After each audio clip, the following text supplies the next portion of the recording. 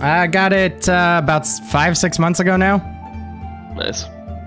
I mean, that car will last you 10 years easy if you like, it'll last you as long as you want it to, so. Oh, yeah. I just hit 100,000 miles last weekend or the weekend before. Pretty good for a 10-year-old car. Hell yeah, man. All right. I am just about sorted here. Give me just a second to finalize the shit. We're going for Ruby Grapefruit this time. Ruby Grapefruit. Okay, good to know.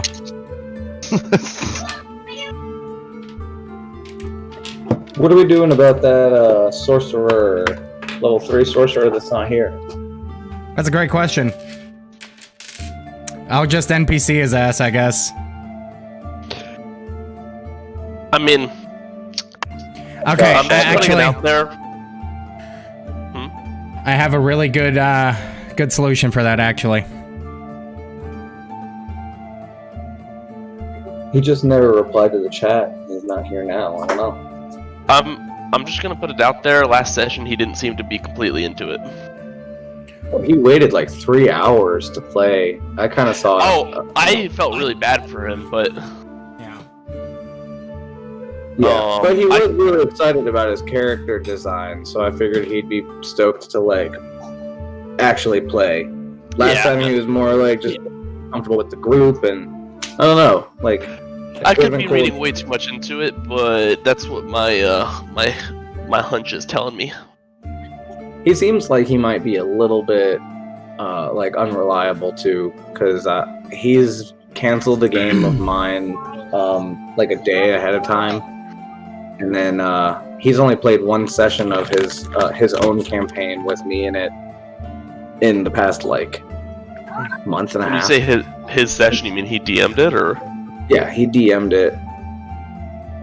And he only played once? Well, for the past like several weeks. Maybe he'll bring it back up, but I haven't heard a single thing since.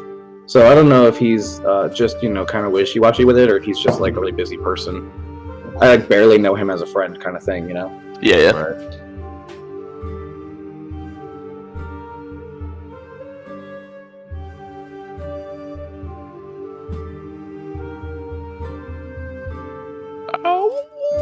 Okay, yeah.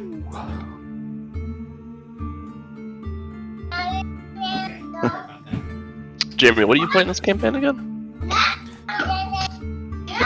Arcane Archer. Yeah. All right. And I forgot. Sorry about that, y'all. Should be ready now. Should be. Yeah. Jeremy, I just played my Arcane Archer 2 nights ago. Yeah? And I, for one reason or another, I couldn't see the enemy, but I had scouted ahead because my dexterity was so high that I saw the enemy before the fight. And I was like, well, shit, what am I going to do? And I was like, oh, yeah, I have Seeking Arrow. So I just, like, blind shot the arrow in the wrong fucking direction, and it just, like, homing missiled, like Guardians of the Galaxy, straight to the boss, around a corner, out of my line of sight. Nice.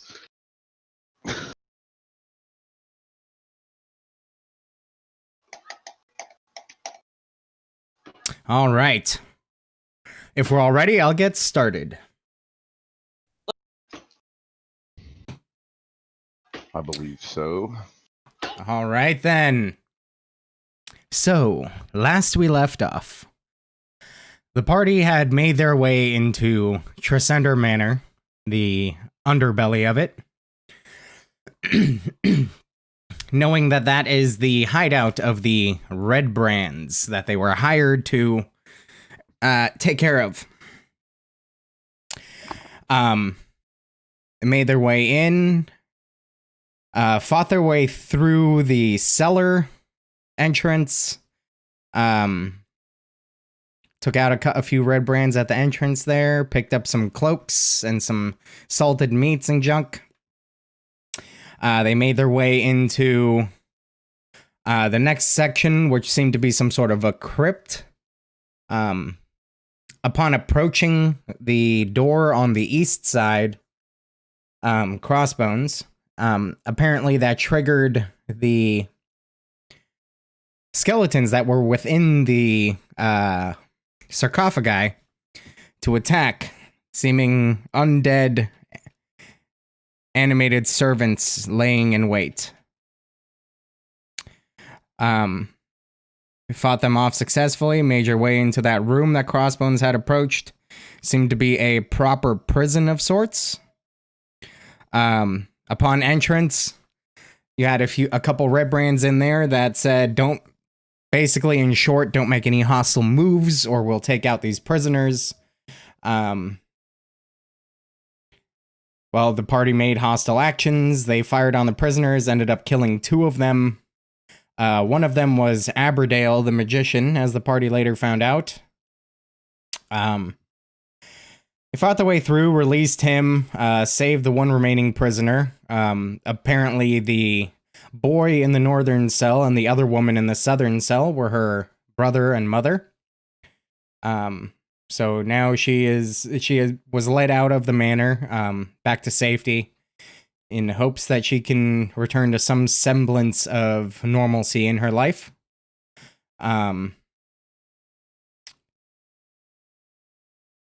Prior to leaving, the party had decided to short rest within the manor cellar itself.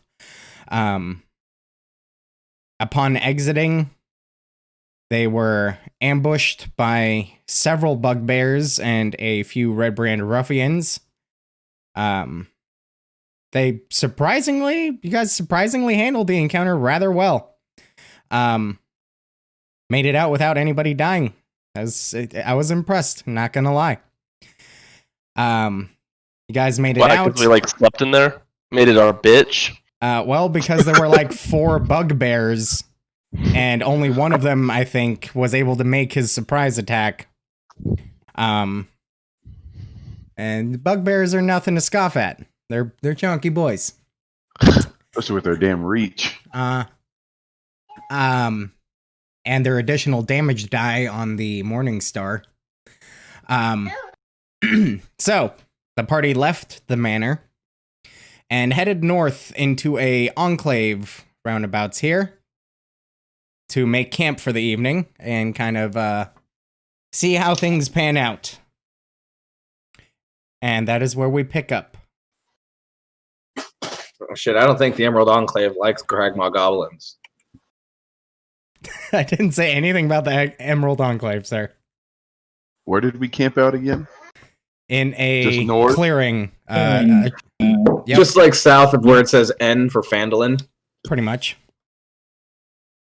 So I'm pretty sure that I started heading back to the inn, and everybody You else did. left. Tyrion did make his way back to the Stonehill Inn. Are you just kind of hanging out there, or are you actually observing? What are you doing? I'm just kind of observing, not really doing a whole lot at this point. Just to kind of see if anything is being warned, or if any word got back about what happened at the Tricinder Manor, all that kind of stuff. Make a perception check. All right. 17. 17, pretty good. All right, so as you observe, making your way from window to window, kind of, trying to appear like you belong there, but still trying to observe specifically towards the manor. You notice a few of the natives to Phandalin, let's say, the residents. You notice them just, making their way about town as they normally would, kind of looking over their shoulder, because of the ongoing Redbrand threat. You see, a handful of the guard kind of just patrolling up and down the street. There being only a handful, so you see 1 or 2 just on their patrol path, paying particular attention to the central section of the town. Beyond that, you don't really see or hear anything that seems out of the ordinary. Okay. I'm actually gonna go inside and just kind of sit down. All right. As you enter,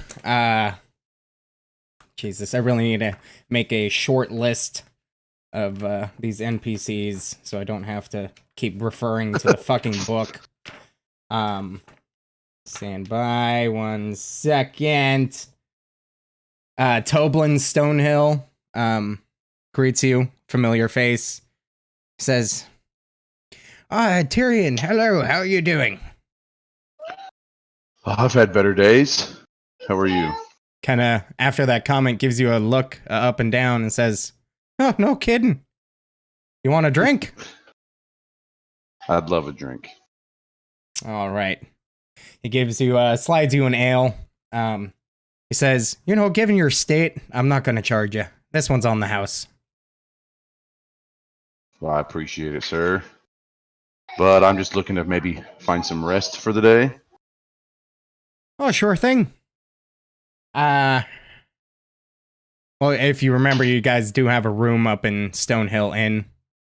So. Oh, we do? We still have the room? Yes. Okay. So. Anyways. Just gonna make your way up to the room and. Yeah, I'm just gonna relax for now. All right. All right, everybody else. If I'm not mistaken, nobody's really healed from the battle, right? Correct. We've all just okay. Because I'm looking pretty dead. No healing has occurred to this point. Okay. Everybody else. Holy shit, I just looked at my health. I'm fucking dead. You guys, you find yourselves in this little grove of trees up here. Making camp, setting out your bedrolls. You guys want to start a fire? Or are you keeping it dark? Well, what time of day is it about? I'd say at this point it's fuck. You rested an hour in there. Yeah, roundabouts noon, let's say. I don't need a fire. No, I actually found the salted pork, so if anyone wants to eat anything, I've got that from the manor. And yeah, I mean, I've made more camps in the trees than I have in a town, so I'm good. All right. So you guys are taking a long rest, right? Yeah, I do want to climb up into a tree canopy so that I can get a somewhat decent view without revealing myself, and I want to make sure. I want to kind of see what happens after we just poked that hive. All right, easy enough. I think we did a little bit more than poke it. You can, given the fact that you're not under pressure at the moment, you can scale the tree easy enough. Go ahead and make me a perception check with advantage because of your vantage point. Advantage. All right, crit without advantage. See that? All right, a 24. So, as you peek out of the trees, so I'm guessing you're taking first watch, basically. Yeah, I definitely want to see what happens immediately after we left that place, so I'm going to keep watch first. Okay. So I'm also the healthiest, I think. Yes, as I recall, you likely are. I have 13 out of 25 hit points. All right, so as you make your way into you pick the tallest tree out of the grove just to get the highest possible vantage point. Kind of just carefully watching through the brush so as to keep yourself hidden. As you observe, at first a period of time goes by. You see the town, you see the handful of people making their way back and forth. The small images of them in the distance. You see the manor itself. You see no movement coming out of the manor proper. However, as you watch to the southeast, you do catch a glimpse of what appears to be a bugbear and a Redbrand ruffian, several hundred feet in the distance, kind of making their way north, from what you can tell from this angle. You said southeast, so somewhere like kind of behind us? Yeah, like between us and the Trisender Manor. Yeah, and a little bit off way to the off. east. I get you. Oh. like probably about 250, 300 feet away.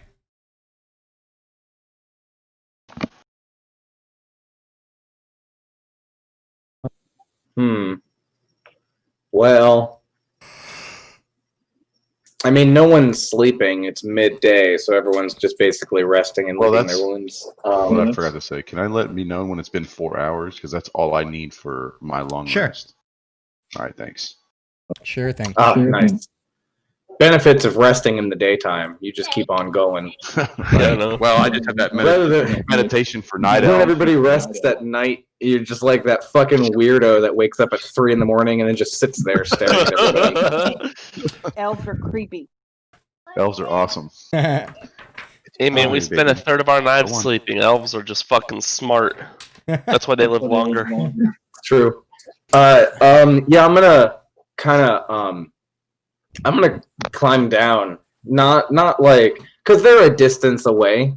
I'm gonna climb down kind of casually without making everything all bang around and shit. I'm not screeching or anything. I'm just climbing down and Sure. I'm just gonna, to definitely do Zuradak and Nesca.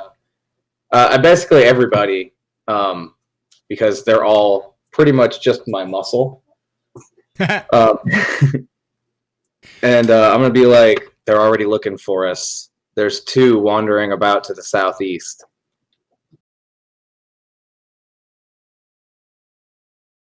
I wonder how many are left. Dozens? Could be dozens. Is there anything like goblins? We barely made a dent.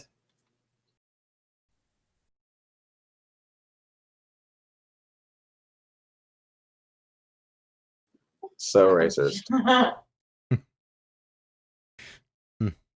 Was your mic open for that? Oh.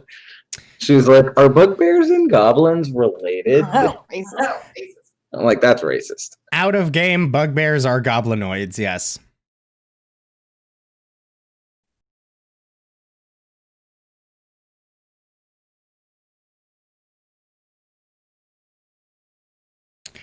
All right, so what are you guys doing? Can I play the sorcerer? You certainly can. Okay, he cowers. Okay.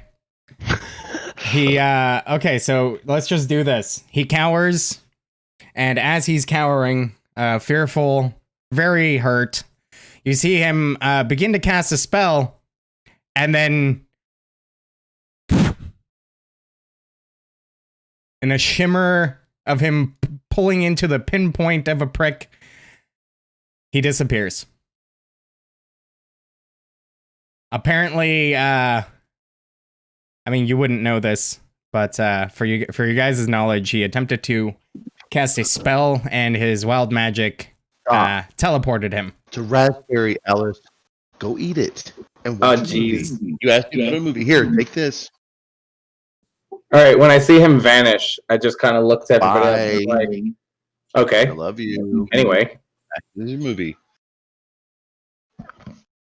This is just to Fucking make it magazine. easier because we don't have his character sheet. I have no idea what spells he has prepared, so we're just gonna. This is why character sheets should be put in Roll20. Or on the Google Drive, one or the other. okay, so he's gone. Well, that happened. I don't know if he died or went invisible or teleported away or he's in hell. I don't know, but Dan, he's can gone. I roll an So- Arcana check to know what happened? Sure.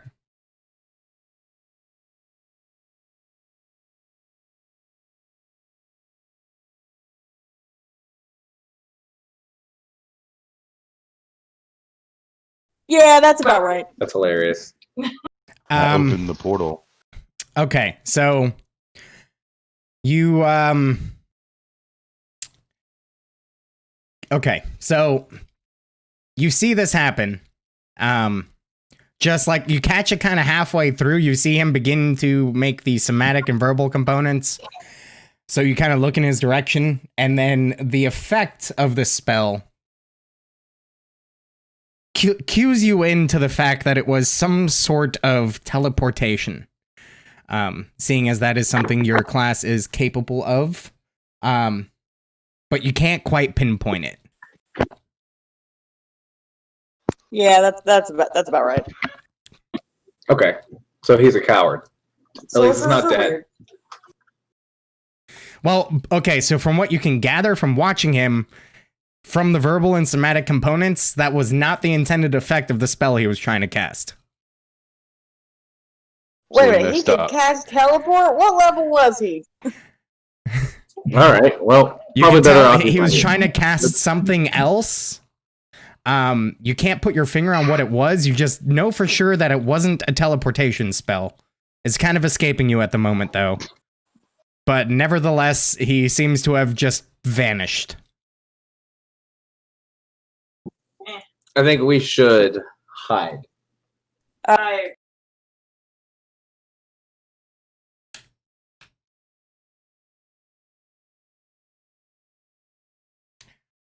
At this point, Arrows chimes up and says, hide. Why would we hide? I'm searching for glory. There's no glory in hiding. Arrow, shut the fuck up. We all know you're hurt too. That's I say besides to the Arrow point. with my advanced wisdom, as I am the wisest goblin who's ever existed. If those guys don't make it back on their route, they're gonna know that something happened, and they're gonna send them in our direction. If we kill them out here, they'll know where we are. Bah. I have no interest for strategy. I'll leave that to one of you.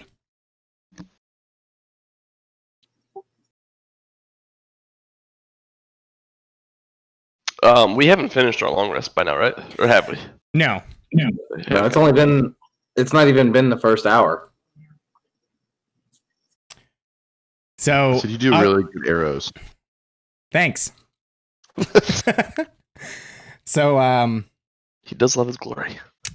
if there's nothing else, obviously Arrows kind of passes on and kind of says that he'll just kind of follow your guys' lead, whatever you choose to do for the time being. Are all you guys just kind of gonna continue to hang out and hide? Are you going to move? What's your plan?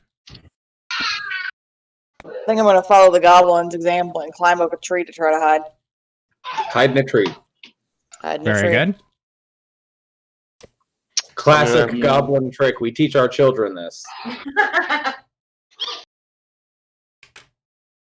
I'm really hurt, and I don't know if a half orc up in a tree makes sense. So I'm gonna try to do my best to hide on the ground. Okay. Ooh, can I show him? Wait, am I that kind of goblin? I can, or not goblin, ranger, where I can like use the terrain to make a disguise. Oh, I think that's that might just be a base ranger thing, honestly. That's what I was thinking. I might be able to cover him in mud and throw leaves across or a dash.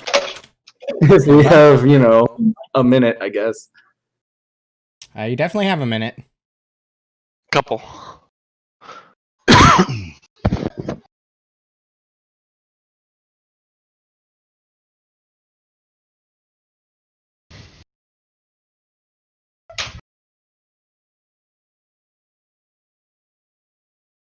I'll just say that you can go ahead and do that. I mean, you're familiar with nature. I'll just say you can go ahead and do that, even though I'm not seeing it right now. But I really don't feel like digging into this. So should I roll something to kind of cement it in? I will give Zuradak advantage on his stealth check for that. Okay, cool. See ya. First roll of the session, boys. What's it gonna be?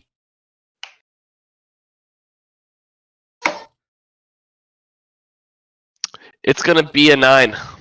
With advantage, that's rough. Yeah. Okay, so you do your best to kind of try to cover him up down there. And you do a particularly good job. Like, you're confident as hell in your ability to cover him up. But as soon as you scurry back up into the tree, Zuradak kind of moves awkwardly, which kind of shakes some of the covering loose. But he's still well hidden, especially from afar. And Tyrion probably is fine with just hiding in the tree with us. Tyrion's in the Stonehill Inn. I'm not with you. Oh, that's right. I'm sorry. So I'm Nazca in my Arrows. room. How are we gonna hide arrows? Well, I can climb up in a tree too, I guess. Don't climb up in my tree. You glow. Actually, wearing armor?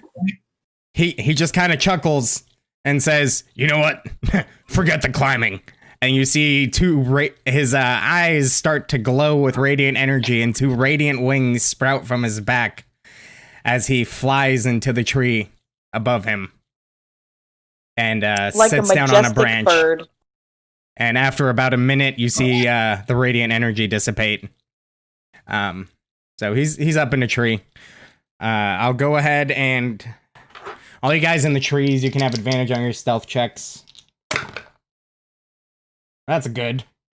Because Arrows rolled a 2. And then something else. So Arrows got a... I'll just say his dex mod is like a 1. He got a 13. So... I got a 19. 22. So as far as group stealth goes, you guys did fine.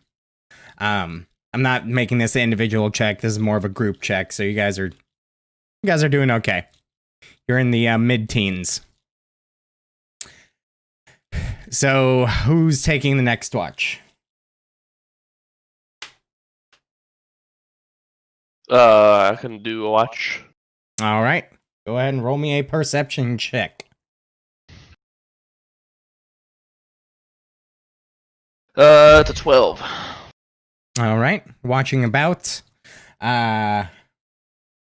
You see some, sporadic wildlife. You see a deer kind of grazing out in the fields near the tree line to the east. You see various birds, insects. You hear grasshoppers and all that kind of stuff. What's going on, Vinny? And Hi. Gee. And that seems a rather peaceful, just outside of town scene. Don't see any sign of redbrands or bugbears or anything of the sort. Cool.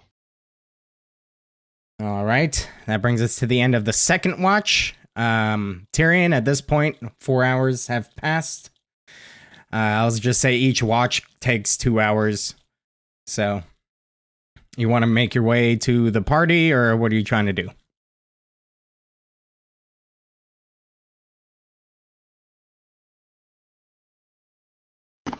Wait, are you talking to me? Sure am, bud. Sorry, I was dealing with my kids. It's been the 4 hours now. Yeah, I'm actually gonna try to find them from, I'm assuming, their last known location. As I'm gonna start heading in that direction. Perfect. So, they were camped out to the north of the manor. Go ahead and roll a perception check as you make your way closer to that grove of trees. A 15? Yeah, 15. Good enough. You make your way over there, and you can just make out Zuradak at the base of a tree. So you make your way over. Have any of them noticed me yet? Are you trying to be stealthy? Yeah, I want to scare him. All right, roll a stealth check. All right. Not good. Let's see. 12? Well, my stealth was a 12. You had Was a it? 9. Yeah, no, mine was a 9. What's everybody's passive perception? Mine is a 14, actually. 14. Mine is 11. I'm not asking about yours. Oh, okay. Yeah. So I you're got a 13. all right. So you're confident that you're sneaking up on Zuradak. Zuradak, Crossbones, and Nesca, you all see Tyrion approaching in a very slinky manner. Like he's very obviously trying to be sneaky, but not being very good at it. I Well, does it spied seem out like he's- Crossbones. Does it seem like he's trying to be sneaky to us or sneaking away from something? He seems to be. He's got like a little bit of a devious grin on his face. Seems to be sneaking towards you. You specifically, Zuradak. I've rested in the tree that I stealthed in. So, can I jump out and surprise him? Yeah, Fantastic. you absolutely can. So as Tyrion, you're making your way closer to this grove. You now find yourself about 15 feet away from the tree that Zuradak is kind of hiding up against. He's on the kind of on the far side of the tree from your position. What are you doing, Crossbones? I literally want to leap from the tree with 2 swords drawn and just scream, "Goblin ambush!" All right, make a acrobatics check. Okay. Oh, that's great. Very good. Ooh, 21. So you actually manage, jumping out of the tree, you manage a solid front flip down to like a like 3-point landing, like crouch down, landing on your foot and almost landing on the other knee, your hand down for balance, and looking ferociously at Tyrion with a sword in each hand. You yell, "Goblin ambush!"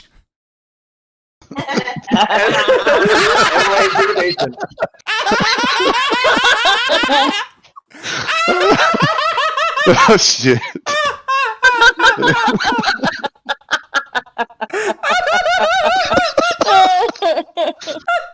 Oh, perfect. It's not one way to make a friend, right? All right, so you jump down with a super badass landing and confident that you are summoning the most intimidating parts of your goblin nature. To you, Tyrion, just kind of looks really fucking goofy.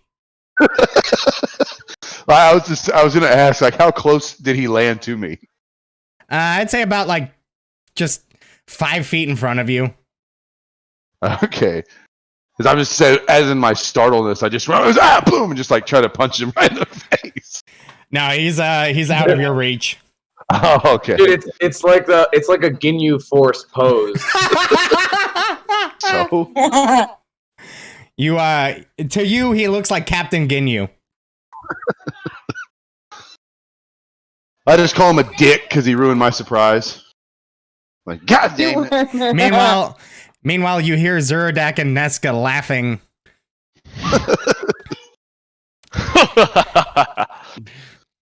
But anyway. All right, so Well, now that I found you guys. So Tyrion now joins the group. Arrows chimes up and says, "Well, what did you see?" Just your. Hold on. Sure thing. The freaking cool side of a pillow, it seems. Not too much. Beans I was beaten up and torn, just looking for a room to stay. But when I just noticed a couple of guards making their round. Nothing too crazy. Damn. So no Redbrands, huh? Not that I saw, but nor did I ask. I was just beaten and tired. I tell Tyrion about the scouts that came looking in this general direction a few hours ago. So they're probably looking for us somewhere. So what are we doing just standing around here?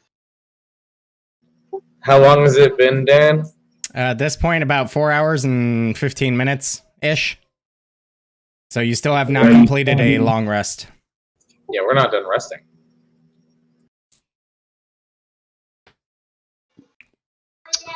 Well, I can keep watch if that's what you guys need. I'm good to go. That should knock off 2 hours from the rest if you want to go ahead and do that. I'm gonna stay in a tree. I'm going to continue our rest, and I think that attacking the hideout at dusk would probably be good because it might give us a little bit more of the element of surprise if the humans are tired. Did anybody see which direction they might have ran off to? To give me a better little lookout while you guys rest? I tell him that they came from the southeast and kind of patrolled around and then like kind of went down again. No. Misunderstanding. You saw them come from the southeast, and they were, for the brief moment that you could see them, because it was kind of in between the hills that are over there. It seemed like you kind of caught them, and then they went behind the, crest of a hill, and then you caught them again, vanished behind some trees, waited a few minutes, saw them again kind of thing. They seemed to be heading north. Oh, okay. So then they passed us to the north, so they should be in northeast of us. Have we seen them come back since? You have not. So yeah, they might be heading south from their patrol now. That's the best I can give you. That's good enough. I'll keep a closer eye on the south. North.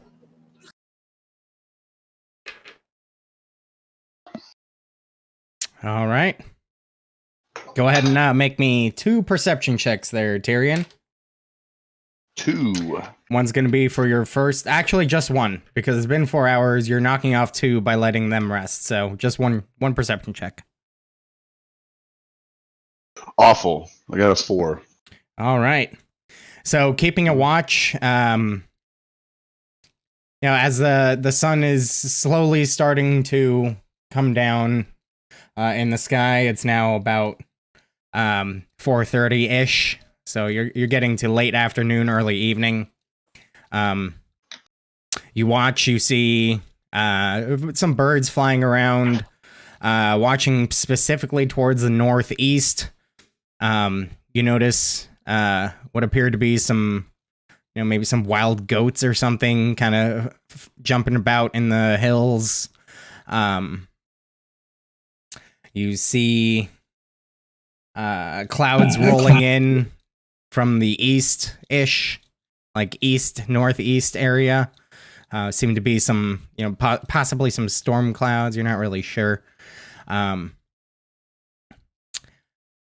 You don't catch anything of note. And goat milk. Okay. So I'm just going to still patrol. I mean, I'm assuming they're still resting at this point? Yes, they are. Well, at the end of this watch, everybody has finished a long rest. Yeah, I've kind of did like one of these numbers, up here and then kind of up around in here. Sure. Yeah, you didn't really find anything of note. Right. I didn't think so with a 4. Yeah, it just... you kept a good eye out. You didn't catch anything. Nothing caught your eye.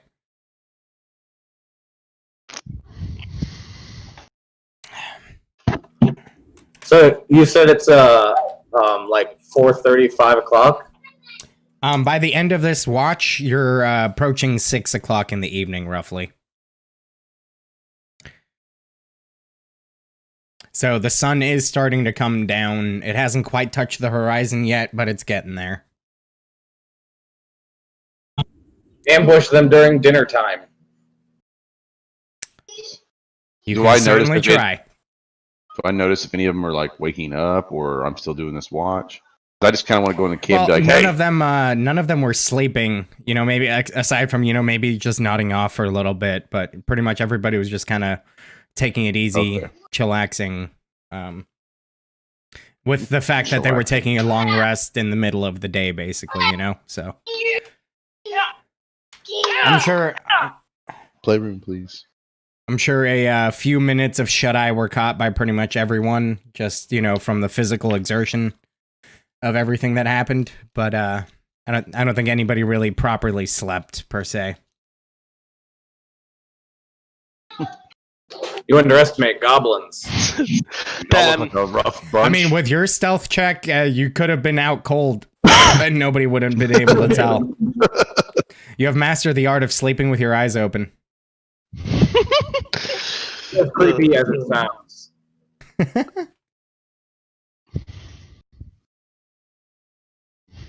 So, what are you guys doing? Go on. We're all done with the Love long you. rest now? Yeah, you Two. finished the rest. We didn't notice any stirring or disturbance from Tressendar Manor besides one scouting group.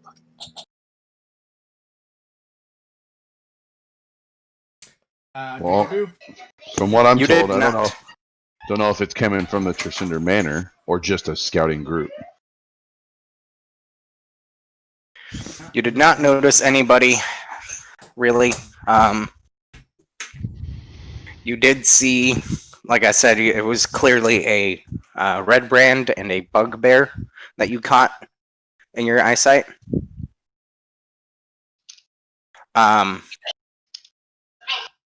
But beyond that, you didn't see any stirrings within the city or within the manor itself. From your perspective, anyway. Okay.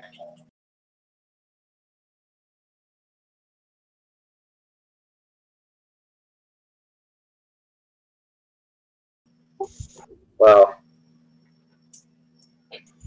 they're probably waiting for us. Are you saying this to the party, or are you just thinking out loud? I'm saying it to the party.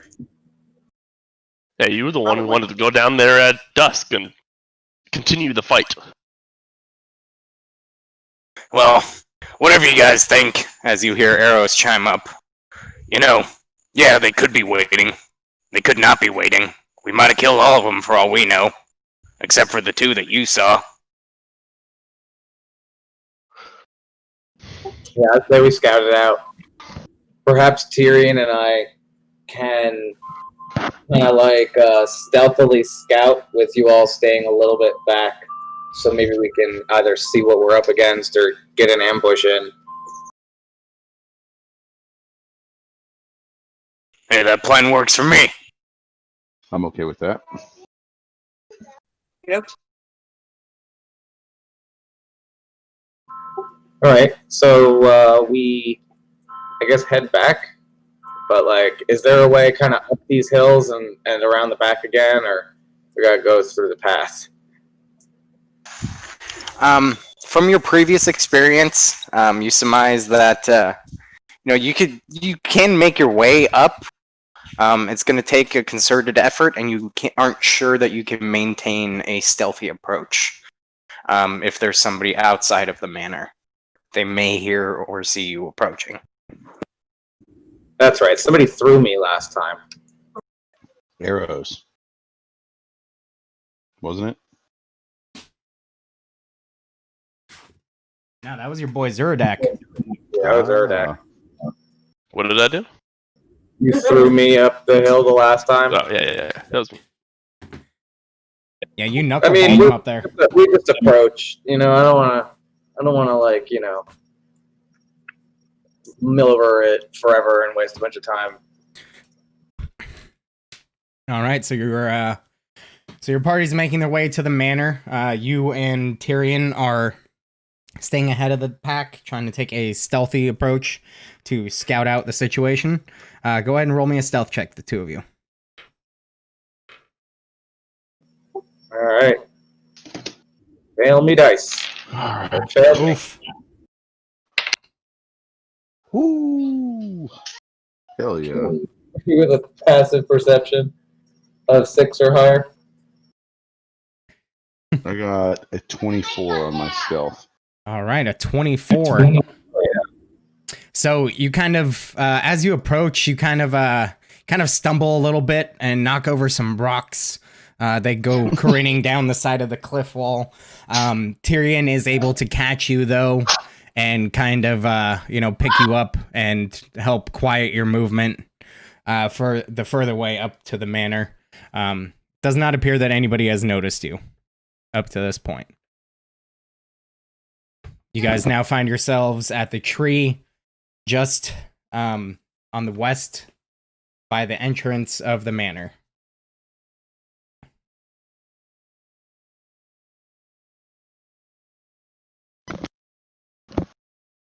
Maybe we can use some type of noise or diversion to see if anybody will come out before we just go tracing in there. We discussed this last time. It can get rid of our. Well, you're not there. Oh, sure, that's true. You guys are further down the hill. I don't think we closed the basement door when we left. We did not. Is it open now? You More than likely. can make your way around there and take a look if you want. Yeah, I want to check the basement door and see if it was left open. All right. So you That's gotta guys do more. quietly make your way around the southern side of the manor. Kind of peeking in through the front door that's open and the gaping hole on the southern side. Go ahead and make me a perception check. Both of us. Yeah. As you guys are approaching.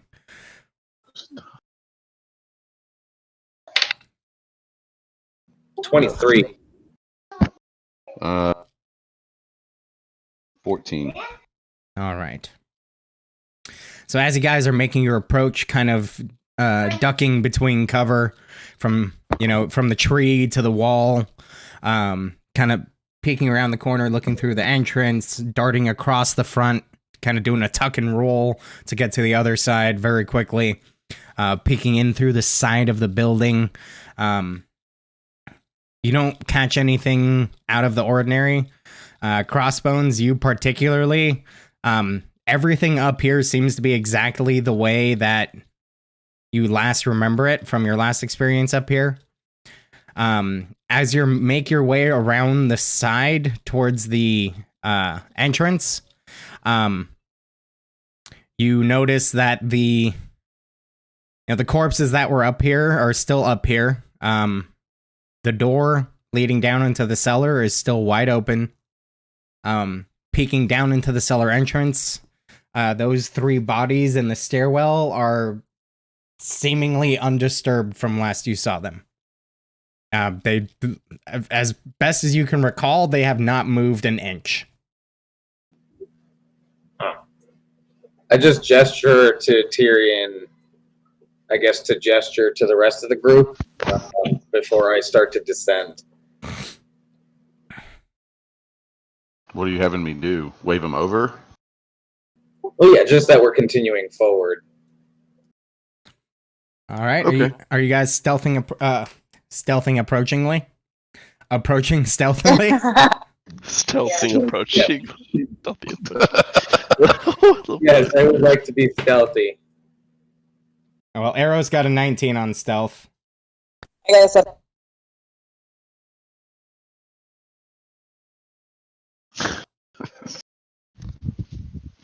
Ciao. You're stealthing menacingly. I got an unnatural 20. Perfect. So Nice. you guys, oh fuck, he has okay, that's fine. He got a 13. So you guys approach quietly enough. You don't seem to draw any attention from anyone other than your party groups. That being said, you also don't notice anyone else up here. So Crossbones, as you begin to make your way down, as they are approaching from slightly further down the hill, you make your way down towards the cellar, peeking in around the corner. You look in, and once again, it seems everything is exactly as it was before you guys left. Suspicious. To say the least. Bodies are still laying where you remember in that far room. None of the barrels seem to have been touched, or crates. Seems entirely undisturbed, aside from the disturbance that your party caused.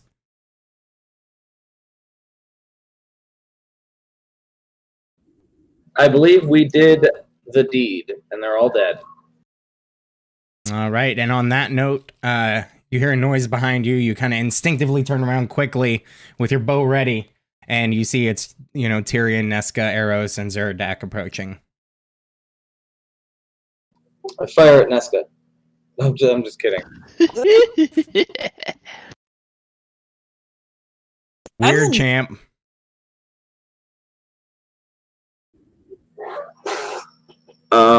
So I guess I'm just gonna continue like a recon kind of stealth through and get back to where we were prior, and basically just clear this place and make sure either everyone's dead or everyone's about to be.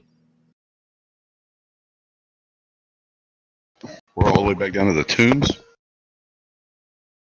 Yeah. All right. Is this door closed? Which one? That's the one the bugbears came through. The one that came through that I bored a hole through? So, making your way across, are you just going to leap over the pitfall?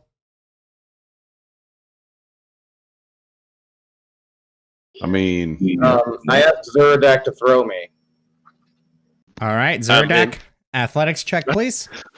I thought you were scouting up ahead. We're all going with you? I guess to get to the pitfall, Yeah, alright. I could probably jump it. I mean, the way I'm envisioning this, right, is like Crossbones is always basically one room ahead of you guys. That's kind of how I'm assuming this is going. Okay. Kind of doing Well, like I a breach and rolled clear approach, and I rolled a 24 on my athletics, so easy enough. So you are able to kind of help. You kind of grab him I just by fucking the. You kind of grab him, like one hand on his like trap, and the other one like on his basically on his belt, and you just kind of like assist him in the jump over. And easy enough, you clear it. You land almost right at the doorway at the end that is still open.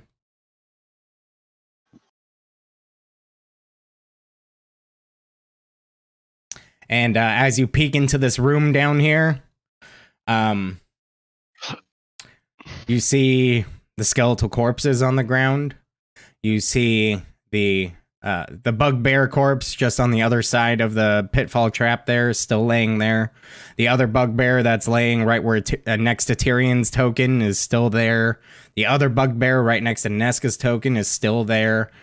The ruffian here, they're all still there. Jesus. The bodies of the prisoners that were in the prison cells, you take a peek in, those are all both still there as well. And this door is wide open from when they kicked it and you narrowly dodged from getting knocked back by the door. Yeah.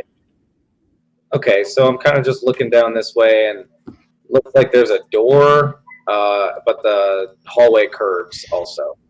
No. You see... You see a door on the right side here. And then as you look up around, you do also see. Hang on.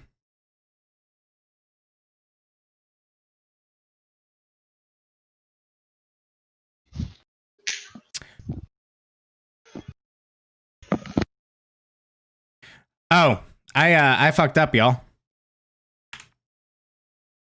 Yeah. All right. As you approached, like as you entered the cellar, right? You saw on the. Here, I'm just gonna.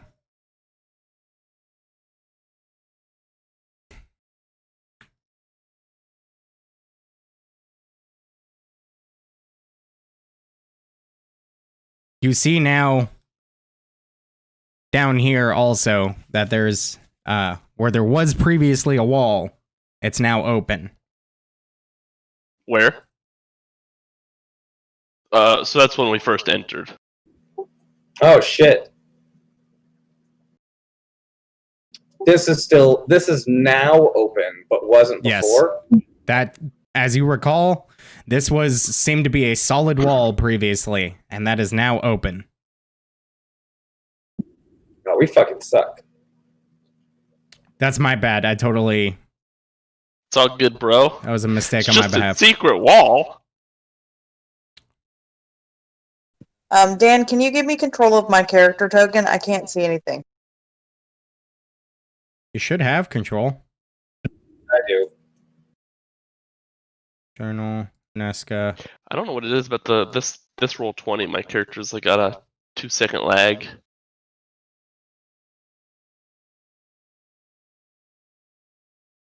Yeah, it says that you have control of it. I can't even see my character token.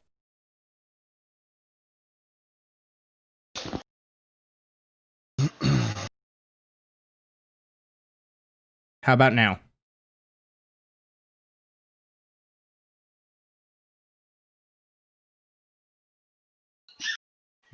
Can you see now? Nope.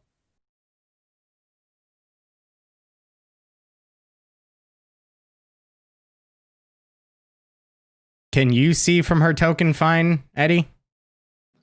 No, I can't see from her token anymore. I can click her token and move it if I highlight, but it has no vision.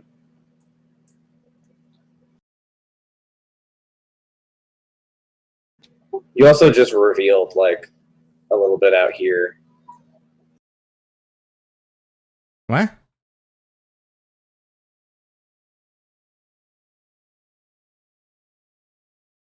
Okay, how about now? Nope.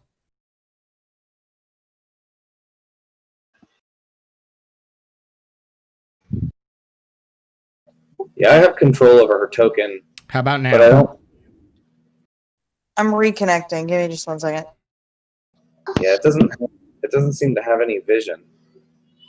No, I still can't see it.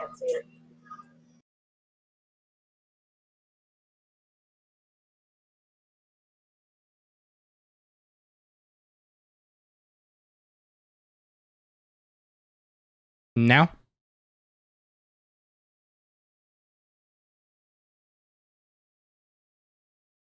No, still nothing. What the fuck, man? Now I don't How have about control. now? Yes, now I can see it. Can you move her? Okay, perfect. Yep. All right. So, we'll just say that, Crossbones scouted up ahead. You do see, as you were at that door, by the way, Crossbones, again, where previously, from looking through, you thought there was a solid wall, you now see light coming through on the left side of that tunnel. It does seem to actually go that way as well. I make it apparent to everyone else. All right. So it's up to you. If you want to be up there or down here, it's totally up to you guys. Well, I'm just following Crossbones since we started this shit together. Yeah, I think we should scout the new location, but I'm also, I don't know, like we didn't clear down there too. What do you If you want, I can go invisible and try to make my way forward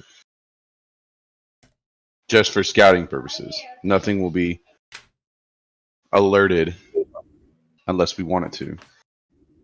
There you go. Oh, holy shit! You can do that. I can definitely try. All right. I'll step aside and let Tyrion scout if he's gonna pop invisible. Yeah, I can use invisibility second level. Wow, look at Jeremy.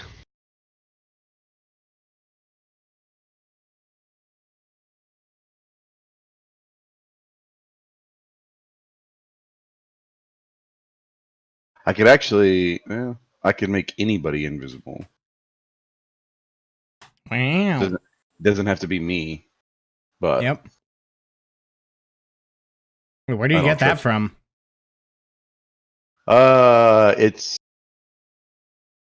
I think it's just part of me being the Marcus Shadows. Marcus Alright. Shadows. Yeah, I I think know. that's your once per day. Is it? Yeah, it's a once per long rest. Yeah.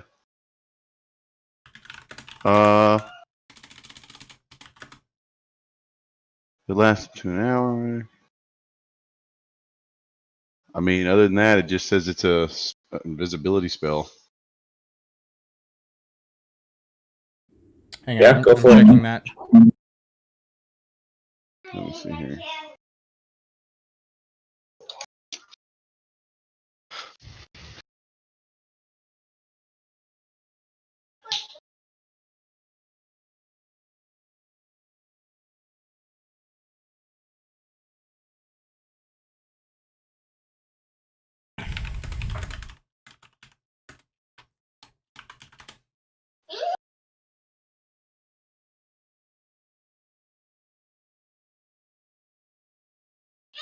Stand by. Sorry.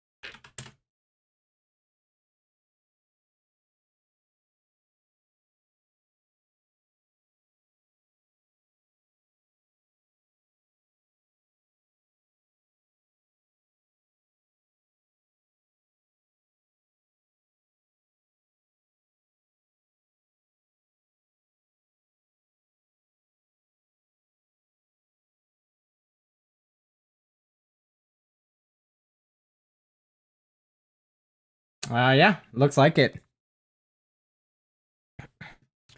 Yep. For being the Marcus Shadow. Yep. All right, that's what I thought. Which is weird because, like, being an arcane archer, I don't really have any spell slots. So I don't know. No, that's right. We talked about this. You only get those spells if you have spell casting. Well, you allowed me to use it already, so that's the only reason why I brought it up. They're not racials. If you have the spell casting or the Pact Magic class feature, the spells on the Mark of Shadows spells table are added to. Hang on. Oh yeah, no, I was reading the wrong one. Yes, you do have that innately. Just the extended spell list you don't get because you don't have spell casting. Right. I knew that. I just didn't. I'm pretty sure I was like, guys. Okay, but has like innate spellcasting like other elves. Yeah, you have Like You have the illusion cantrip, and starting at 3rd level, you can cast invisibility once per long Right, rest. once per day, or that long rest, yeah.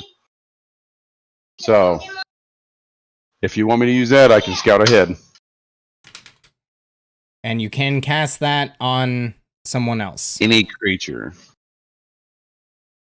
Let's use that on the gnome, or the goblin, sorry. I'll give it to Crossbones. What? He's turning you invisible. Cast Oh. invisibility on Crossbones. Oh, geez. That feels weird. This is like my attempt at trust with this guy. But he doesn't know that.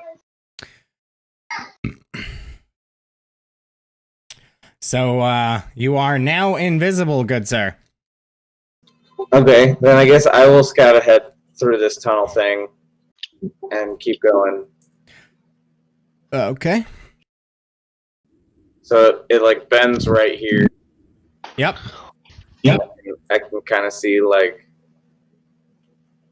it stops being a cave, or it stops being a cellar.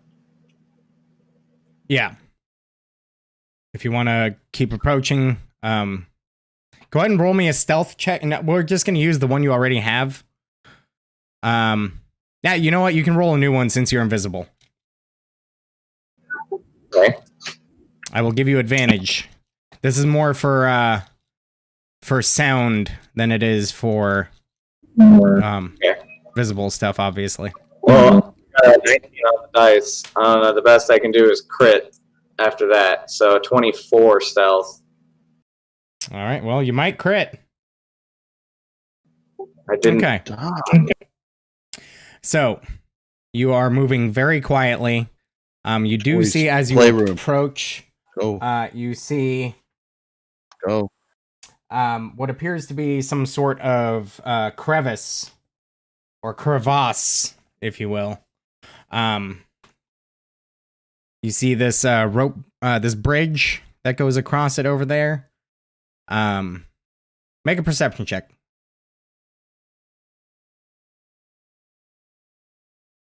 16? All right.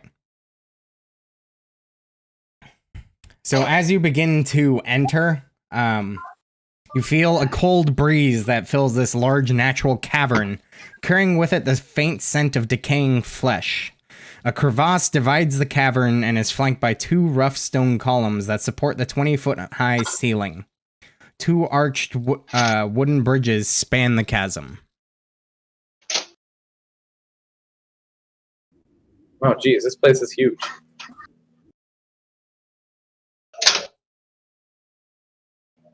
I'm just gonna step to like the edge right here, but not step down into like the canyon area, like kind of where the floor ends. And I guess I can see the 2 bridges. All right. So as you look down into the crevasse, you can see that it is, 5 to 10 feet wide on average, and it's about 20 feet deep. The walls look easy enough to climb. But yeah. Dan, my character doesn't have any vision. What do you mean? We just fixed this. I also can't move, but I had to disconnect and reconnect, so it may have been me.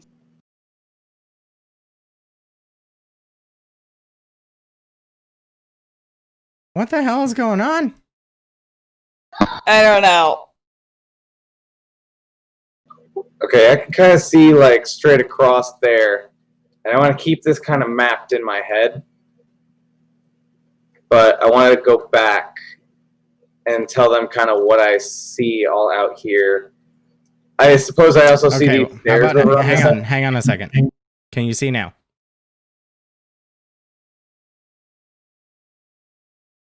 Nope. What the fuck? Vision is on.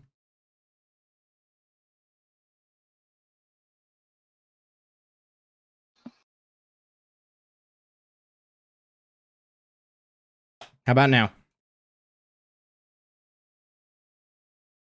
Nope. What the fuck is going on, dude? Roll 20 is like literal garbage.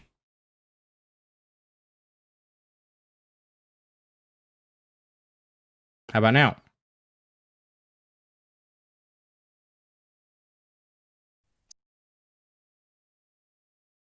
I did not hear you. You're not my dad. Still didn't hear you. Possibly because of Alex. No, she didn't.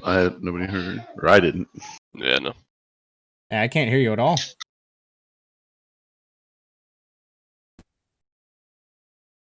Nothing.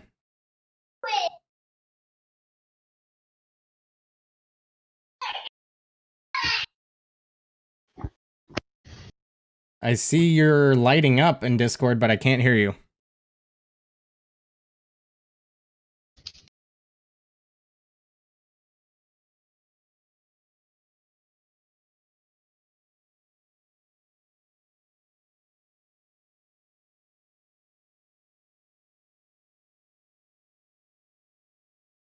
All right, what about Yeah, there we go. Can you see now? now?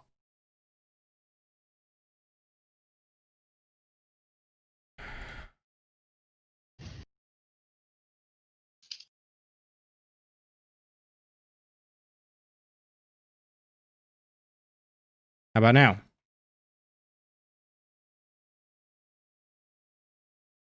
I can see her, but I can't move her, and she doesn't have any vision.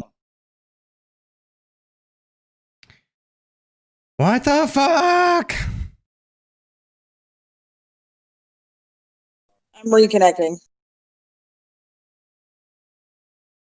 It says she's in your journal, can be edited and controlled by you. Nothing has changed since I reconnected.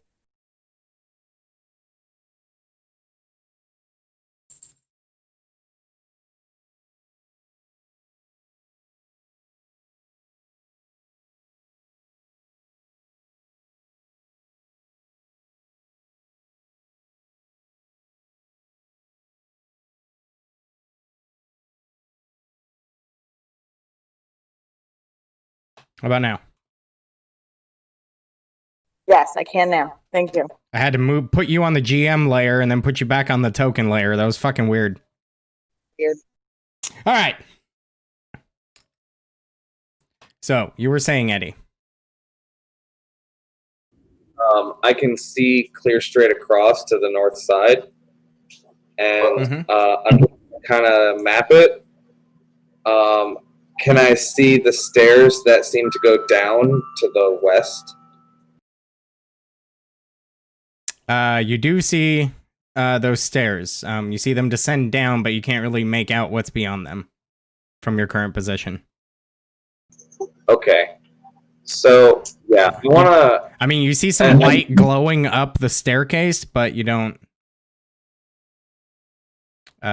see what specifically what's down there. Being how large this place is, I definitely am going to go back to my companions and just tell them, like, okay, so there were stairs that went down.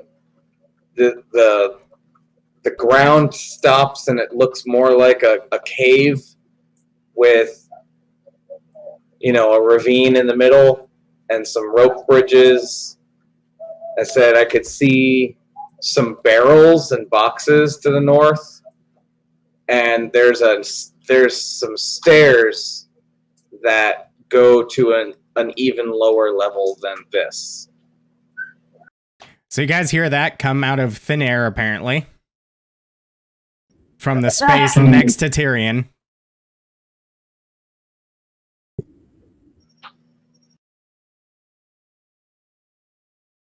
And then I asked Tyrion, hey, how long does this shit last? That's Up to an hour. yeah. Oh God, hell yeah! So he's just gonna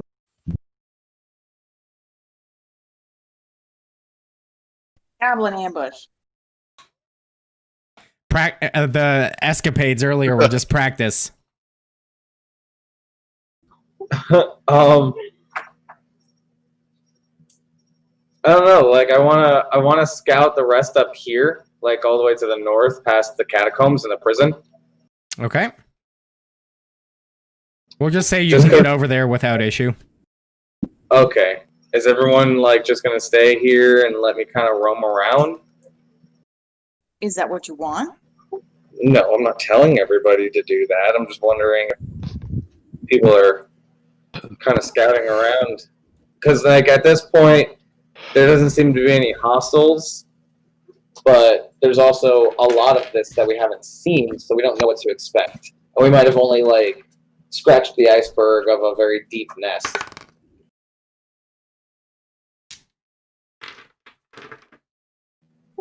Yeah, nests. I'll That's follow what giants mine.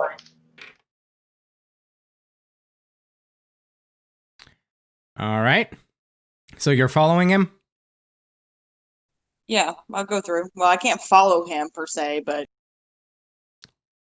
Okay. Make me a new stealth check there, Crossbones. And you as well, Nesca, if you're trying to stealth.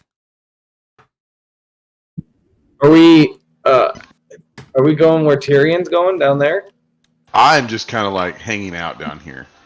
Okay. I'm not trying to like proceed without the group, but I assume we're coming back. At With this point. advantage still, Crossbones. I guess Eros and I will just stick a little ways back, kind of take up the rear, but give you guys a pretty good cushion. All right. Easy enough. I'm still obviously going to stealth, though, but like I said, we're staying a little ways back. Tyrion, make me a new stealth check, my guy. All right. Got a 14. All right. Good to know.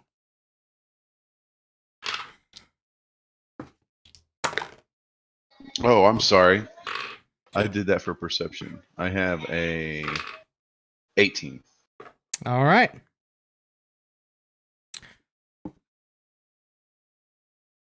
All right. So, Nesca, have- Crossbones.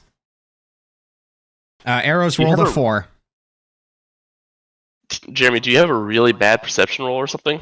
Yeah, I have just a plus. Well, I rolled a 13, and then I only have a +1 to perception. What's your stealth? +5. Oh. I guess you would need dexterity. That makes sense. Yeah, I have a +7 to acrobatics. Nice. All right. So, Nesca and Crossbones, you guys make your way over to the crypts.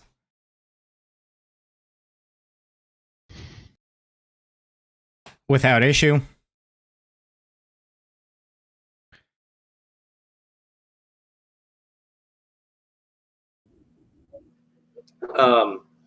Yeah, and I just want to kind of go up here and these are the crates and barrels I saw. Indeed. And you now have a door on your back, basically.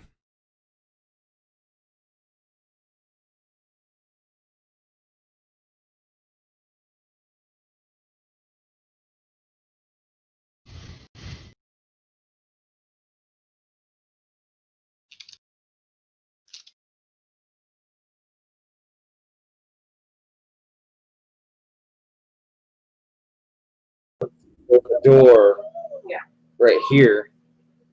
Do we want to kick it in, arrows blazing, or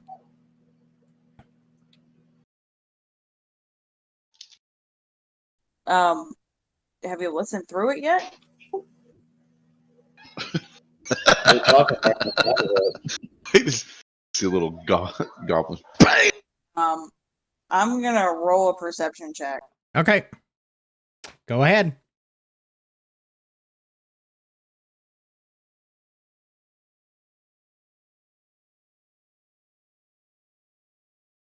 Very nice.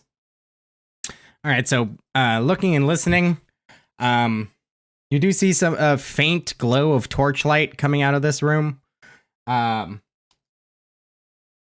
Taking a moment to listen very carefully, you hear no movement or anything in that room aside from, the slight burning of the torch. Looking the door over, you do see that it's locked from this side. I whisper to Crossbones and say, I don't hear anyone, but it's locked. I can't help you there. Let's just. Where's the party rogue? What was that? You're strong. Kick it in. Oh, okay. Can't hear you.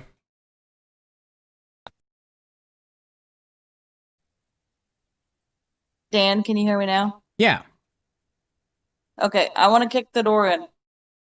Okay. Hang on a second.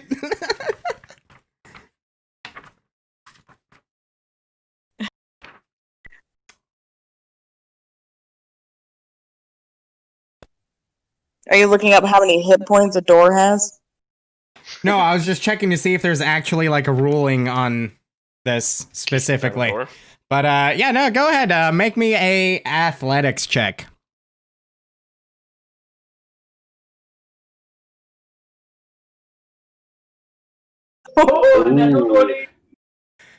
All right, so you kind of swap places with the invisible goblin, and you kind of get like a good 3-4 foot head start as you charge up to the door and you kick it, and you see, the two boards that your foot actually finds purchase on break in, like just straight shatter in.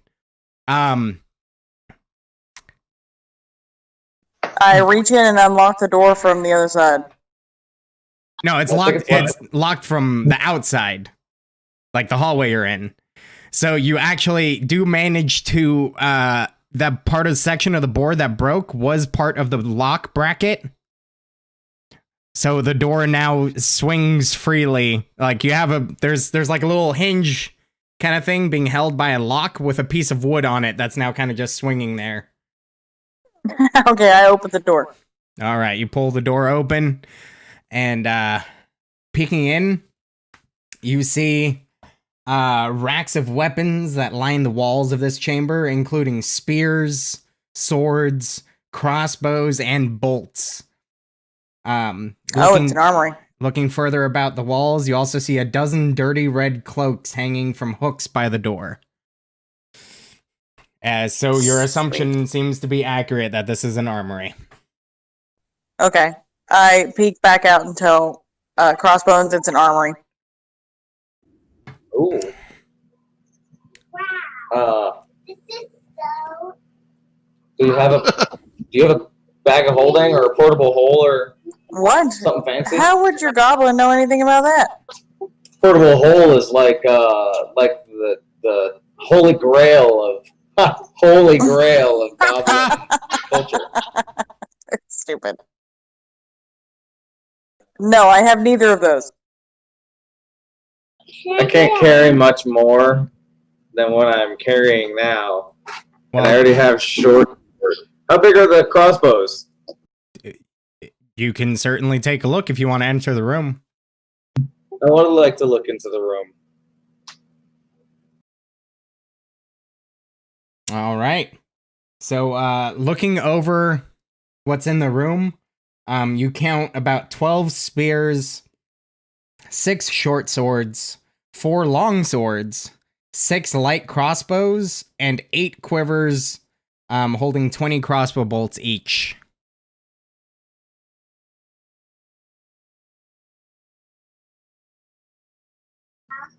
Light crossbows do D8s or 10s? Light is a D8? Because heavy is a D10, right? Yeah, I think so. I believe light are D8s. Let me double check.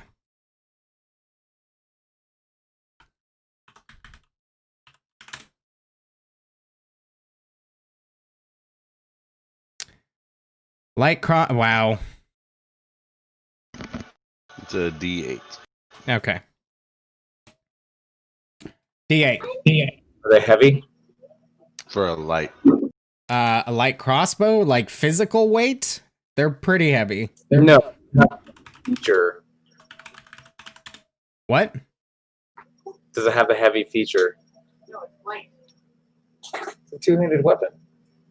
It has ammunition, loading, and two-handed. Cool. Well, I'm going to take a light crossbow and the quiver of bolts. All right. The crossbow weighs about 5 pounds, and I believe the quiver's a pound. If I remember correctly.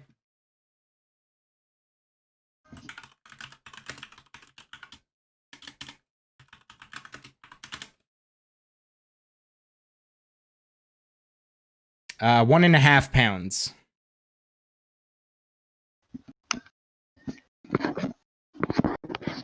All right. So to the other side, obviously, you see now the what seems to be a secret door that is swung most of the way open, disguised to be a wall. It's made out of brick. Actually swung open, not entirely. Like there's a little bit of a gap between the door and the wall on the northern side. Same thing with the door at on the south end in the entrance room. Okay. And yeah, I recognize these crates and barrels and shit. Yeah, so as the two of you enter this section, you can see that this area is at the north end of a large natural cavern, but it has been finished with dressed stone block walls and a flagstone floor. Several barrels are stored against the walls here, along with a number of empty crates, straw for packing, hammers, pry bars, and nails. The cavern continues for some distance to the south. You can make out several passages that open up off the larger cavern and what looks like a deep crevasse again in the center. I'd like to take some nails. All right.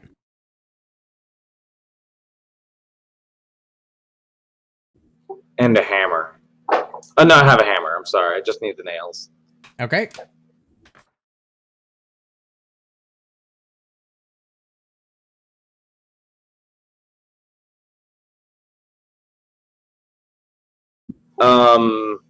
Anything worth searching through? Or do I mean, I was just through here, but does it look any different from this angle? Okay, so looking through that stuff there, you do realize that most of the provisions and goods here aren't particularly valuable. But lying among them, you do find 30 beaver pelts. That's fucking weird. And you only know they're beavers because you guys hang out in the your goblin folk hang out in the forest there, and beaver is not exactly uncommon for you to come across.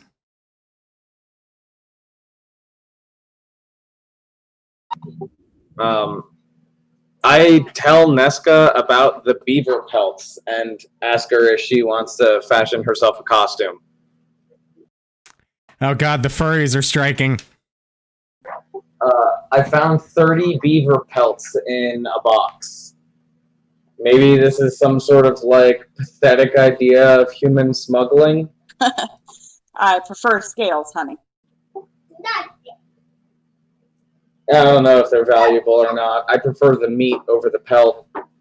True that. We can always come back for them. So I look all the way down and I don't see anyone else from the group down that way. So I can only assume that they're still waiting in at like the beginning of the dungeon. Yeah. And Nesca, just for due to your enjoyment of the finer things in life, you do know that animal pelts. Not like crazy valuable, but they do have like a decent value in human society. Okay, we're definitely coming back for those.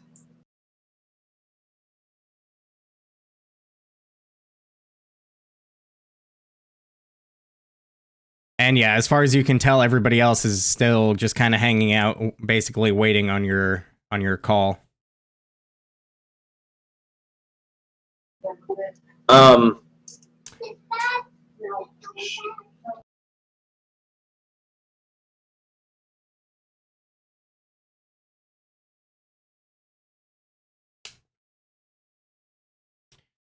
Stand by just 1 second. I gotta make the pee-pee.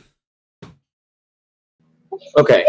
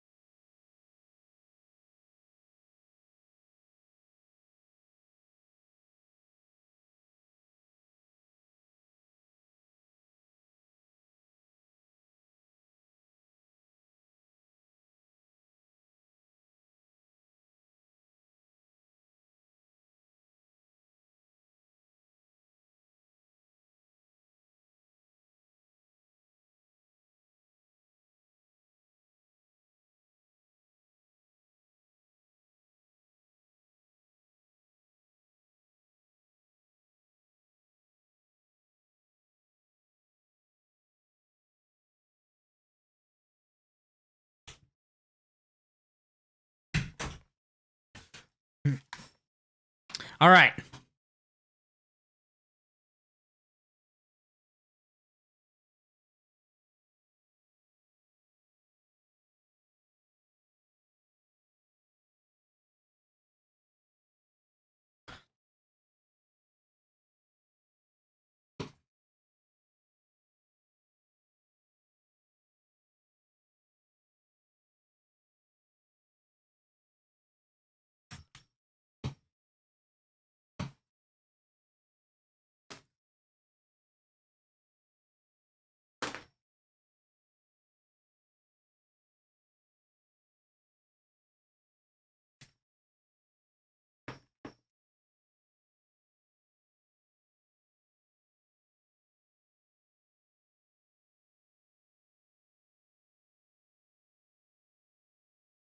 I said let's go around. I said we're gonna go around.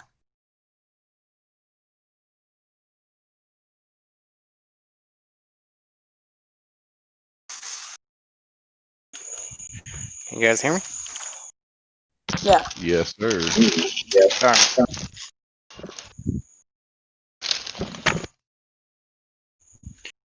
Are we good to continue? Yeah, we're ready. Okay.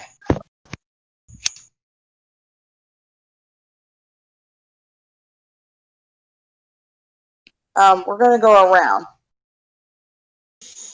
Around, like, back down to the party? Yes. Or through the crevasse room?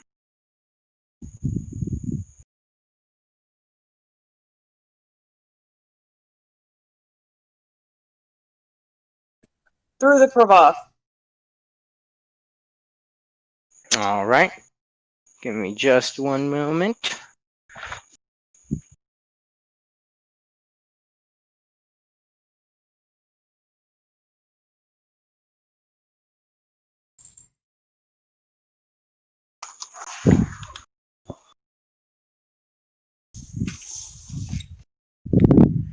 So, as you guys make your way through this natural cavern,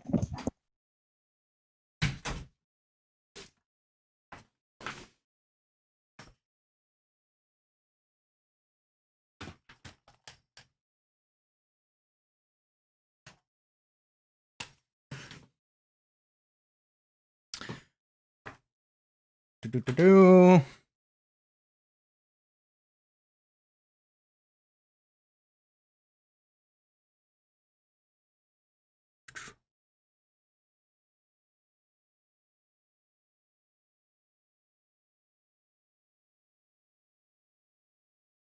Hang on, I'm checking something that I didn't think. Like, it doesn't seem to be there anymore. Hang on.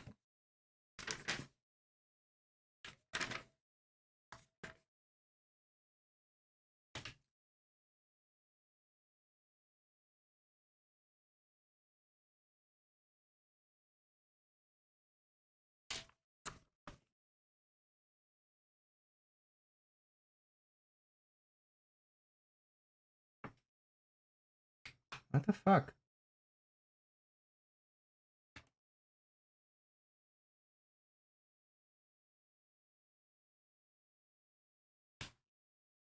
Okay. So you guys can go ahead and move your tokens as you would. Okay. Seems to only be 45 feet across. So I'll just make it. I'm small, so I can squeeze through there.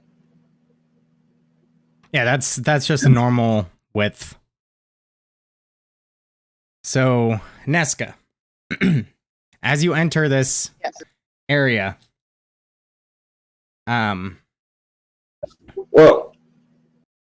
Tyrion shows up out of nowhere.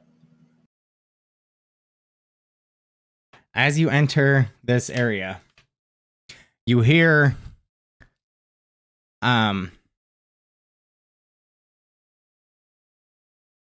a very raspy, whispery voice say to you, what precious, delectable meats did they bring today? Whoa. Does it sound like external or like in my head? It's kind of hard to tell, but just off the rip, but from turning your head, the sound doesn't seem to change, so likely telepathic or something.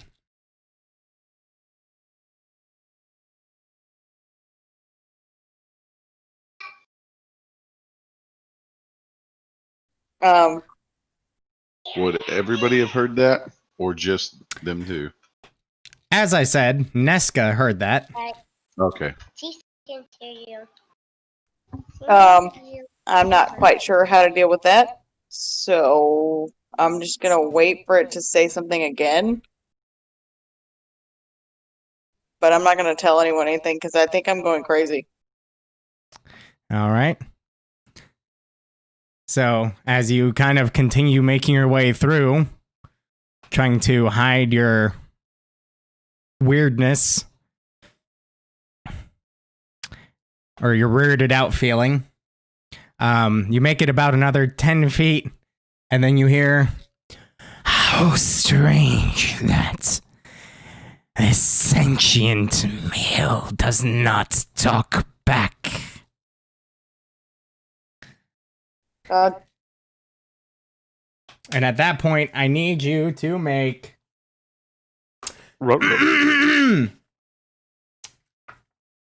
Death saving throw. a Alex is hardcore DM. Ooh, that escalated.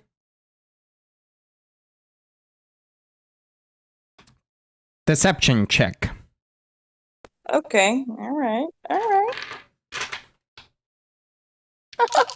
yeah.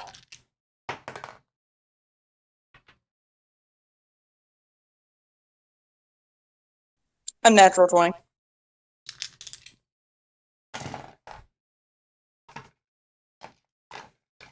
Okay.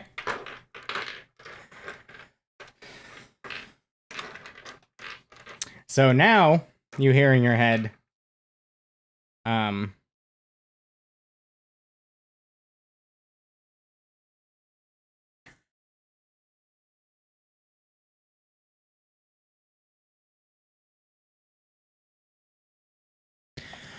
mighty mentally resilient, this one.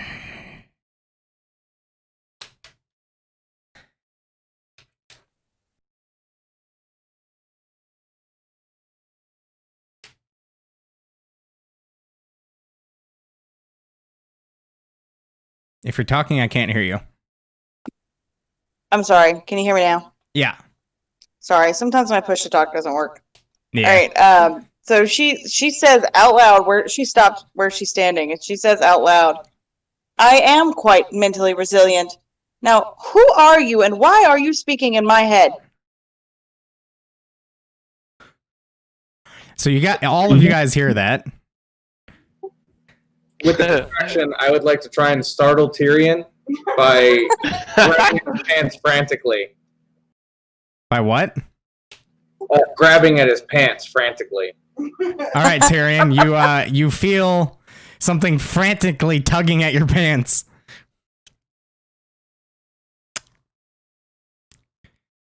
You are muted. I guess I just go to like swat it away, like, what the fuck? I'm not very intimidating, clearly. Well, So I'm not as- very scared either. I'm just wondering what the fuck is touching me. So as you swat, you actually like touch something where there is nothing. And then you're like, oh right, invisible goblin. I'm like, you asshole, show yourself. The thing you touched was wet. Oh god.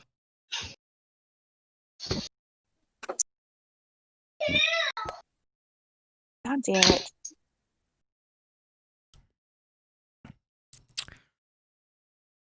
So, Nesca, you now hear, "What does it matter how I speak to you? I find you intriguing." Well, Is that your way of flirting? You I cut know out that again. she says, "Well, I guess this is my."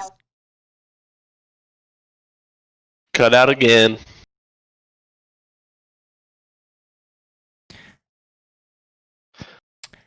Push to talk on the phone fucking sucks, man.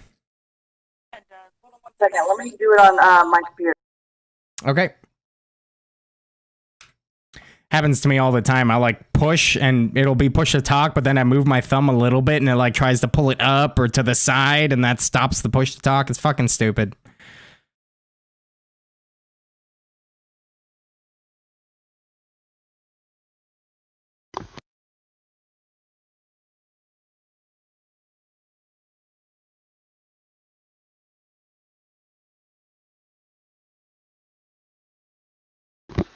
Vampirina for the win.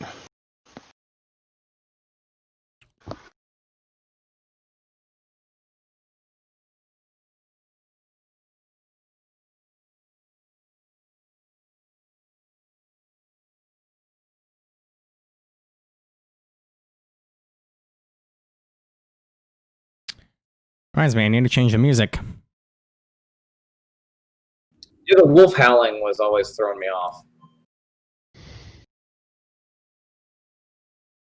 Sorry.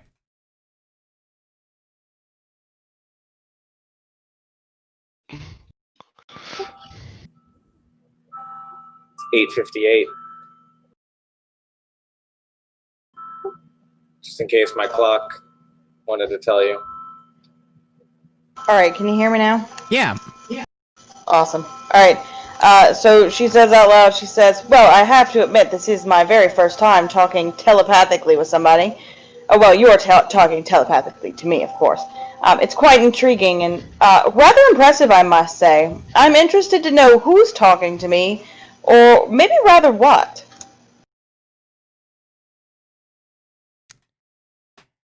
Make a persuasion check. Well, I'm good at those. Something's talking to Nesca. How about a big old 23?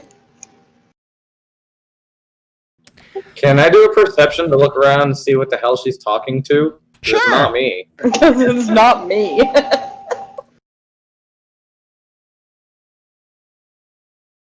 Wow, look at that. All right. So you look around and you see a very large natural cavern room. You see the two broken pillars that seem to be supporting the roof. These two bridges, which, by the way, after looking about again and being a little bit closer to it this time, you do notice that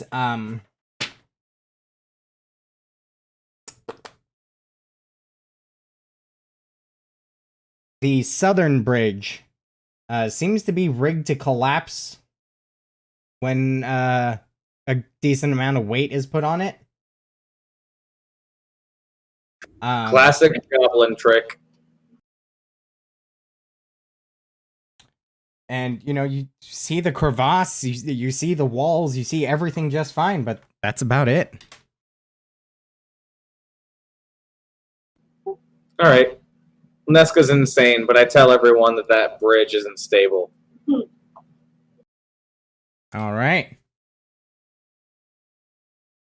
So, you hear in your head, you seem very polite.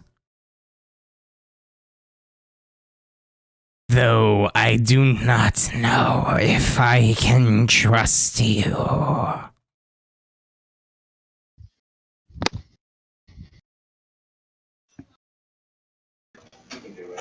I mean, compared to the Redbrands, of course, I'm probably the nicest thing you've ever met. But how would you know if you haven't properly met me?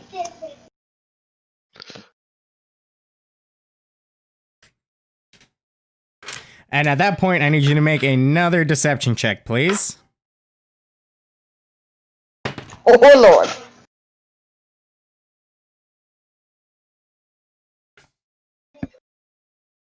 How about a 22?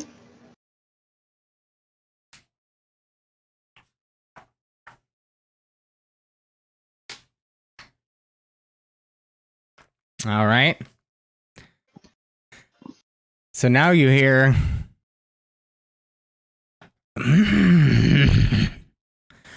How am I to trust a Yuan-Ti?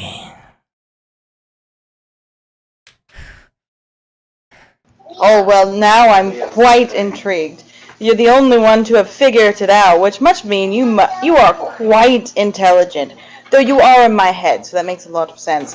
But I'm not your regular Yuan-Ti, you see. You're talking. Yes. What the fuck's a Yuan-Ti? Crossbones is like, the fuck is a Yuan-Ti? Hang on.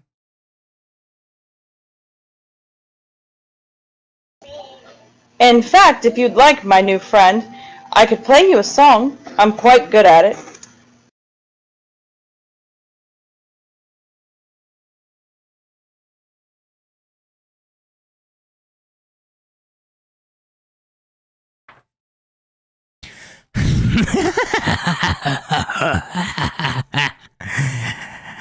Music is fine and good, but I require food. Oh, well, that makes a lot of sense. Crossbones, dear, do you have any more of that pork?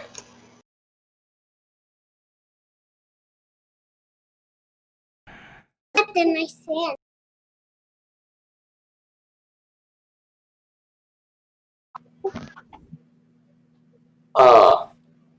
I pretend like I'm still invisible.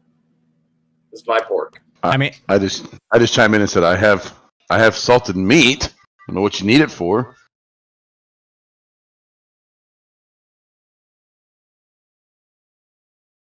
I'm assuming I could hear for yelling to him where I'm at.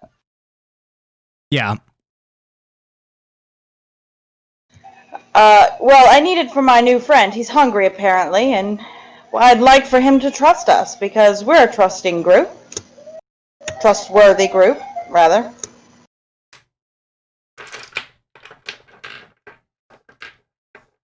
All right. What is he asking the meat for? I'm assuming he's hungry. I mean, why else would you want meat but other than to eat it?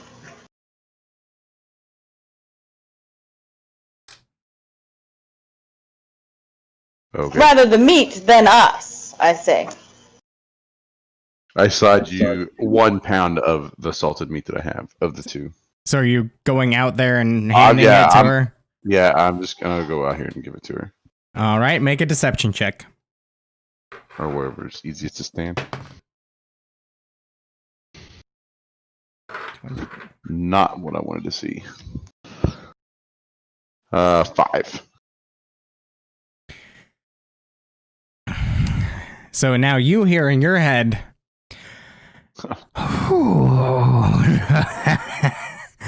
an extra planar creature, eh? From Eberron we are. That would be correct. And who might I be speaking with? Oh, good. Somebody else can hear him. That's actually oh thank God. I'm not crazy.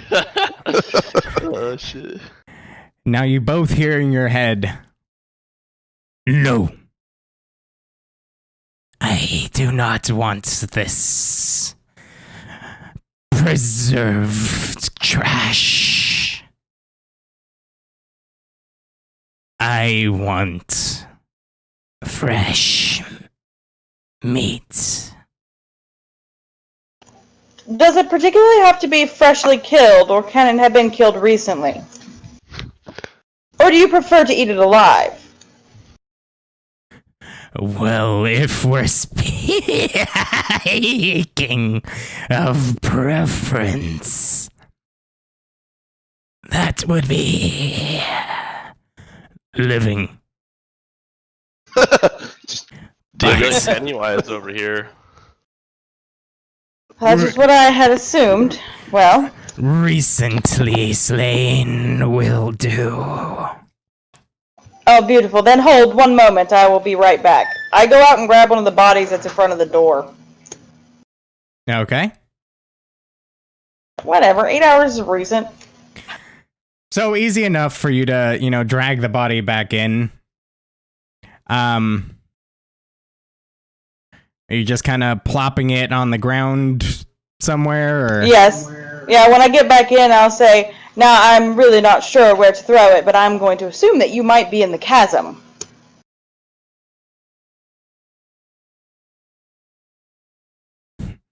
An astute observation. Though wrong. Oh, well, poo.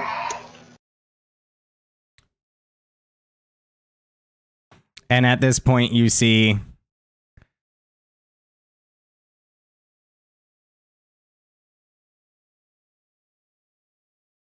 some movement behind the pillar as a creature seems to descend from near the ceiling and now begins to tear into this Redbrand ruffian. And as it does so, it says, "Do not think for one moment that I am unguarded."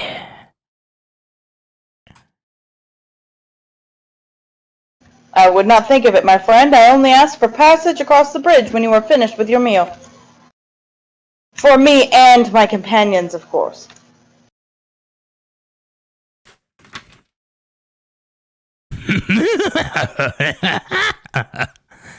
Quite the tall order. But you did leave me quite the buffet. This is not the only one. No, there are several more bodies in the other room. Should you be hungry after that morsel?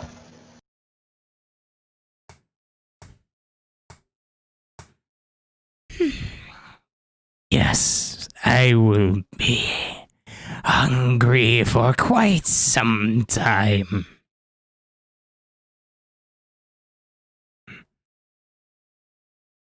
I will agree to this.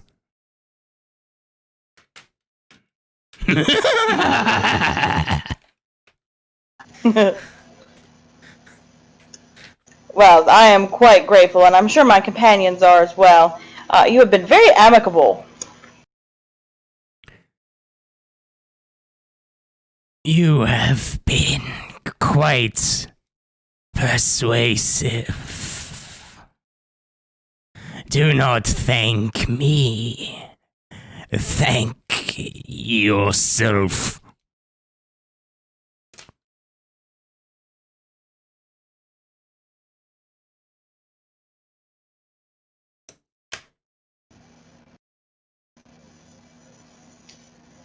All right.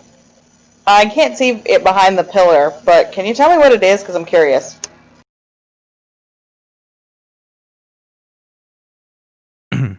You can say no. No, like at this point, like from your angle, it's kind of like on top of that ruffian. Oh, okay. You see what seems to be slimy black skin, four clawed hands with 4 digits, spikes protruding off of its back and neck, and as you're peeking that direction, you see one large green, slightly glowing eye just turn and look directly at you. And then a mad cackle fills your head.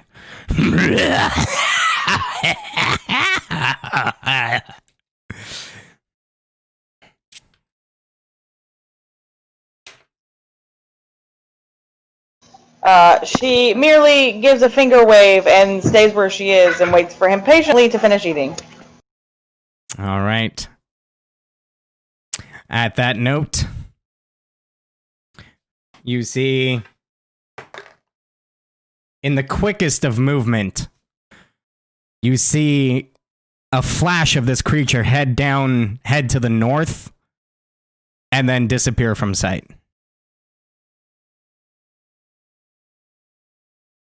And in your head, you hear, "Bruise freely. You have until I'm finished." Well, friends, let's not dally here. We've been given an opportunity. Let's continue.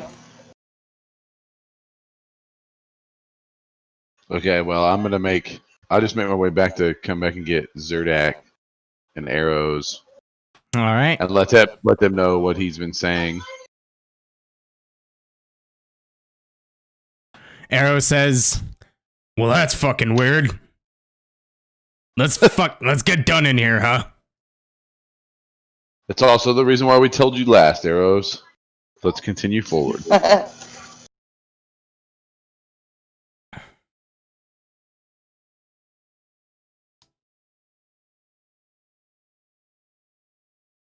Alright, so there are 2 ways. There's a northern entrance and a southern entrance.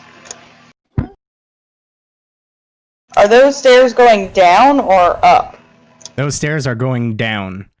And note that as you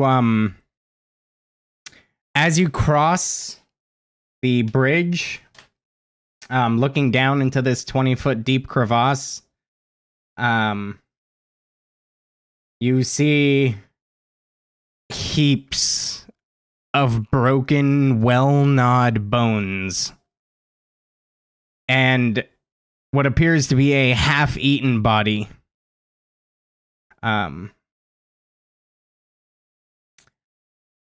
There's just a whole scattering of bones at the bottom of this crevasse, except for the one half-eaten body. Is there anything shiny? Make an investigation check.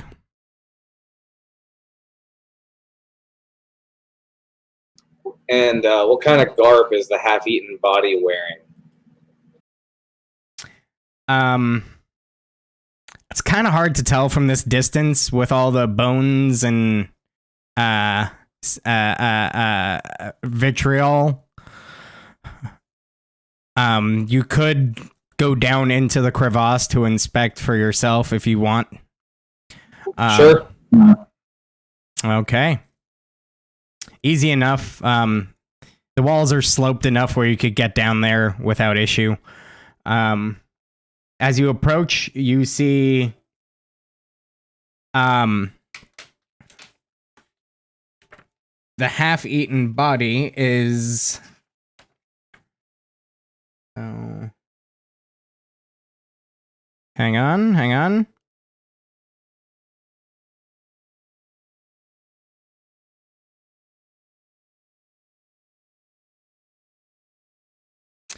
You see it's a elven body. Its face largely mutilated from apparent feasting. You are able to make out the pointy features and the olive skin and pointy ear on the one side. And it appears to be wearing more or less what you discern to be like tradesman clothing.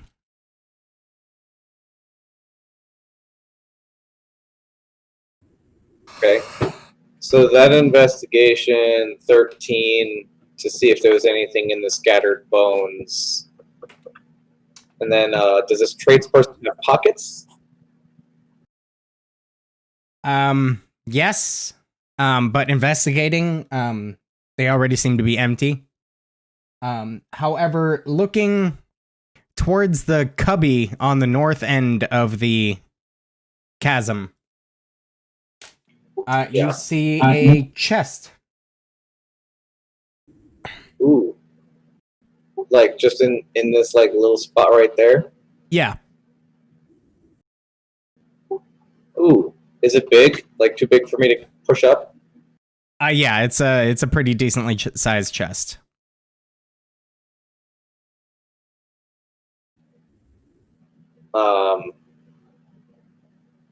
Zuradak is the most muscly muscle. So I get muscles to I have a name. come grab it. I call Zuradak over from He seemingly said, "Come grab it," so I come over and I just grab his ass. yeah. Am I still invisible, Yes. Tyrion? Oh. Well, yeah. Unless Tyrion says otherwise, yes. Yeah, so I call Zuradak and I just, like, kick some bones so he kind of looks down into the thing. And I just, like, kind of tap on the chest a little bit. Be like, give me a hand, muscles. Is the chest right in front of him? Yeah, it's in the crevasse. Oh, okay. Would it be best if I was on this side then? It doesn't really matter. Alright. Oh. So you grab the chest and it's a solid chest. Like, it's a really well-made chest. And it seems pretty heavy, my dude. You do hear some clinking and clattering within the chest as you lift it.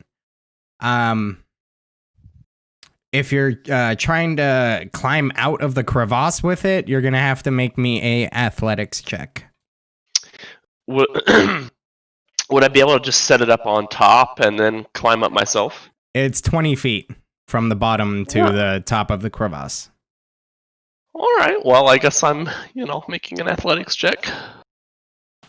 At that point, you hear Eros, who kind of followed you over, say, "Hey, why don't you just pass it up to me?" Oh, alright. And I'm gonna pass it up to him. All right. And then at that, without issue, you kind of lift it up over your head, and he kind of hanging over the side, grabs onto the handle that's on the side that you pass towards him, and carefully drags it out of the crevasse.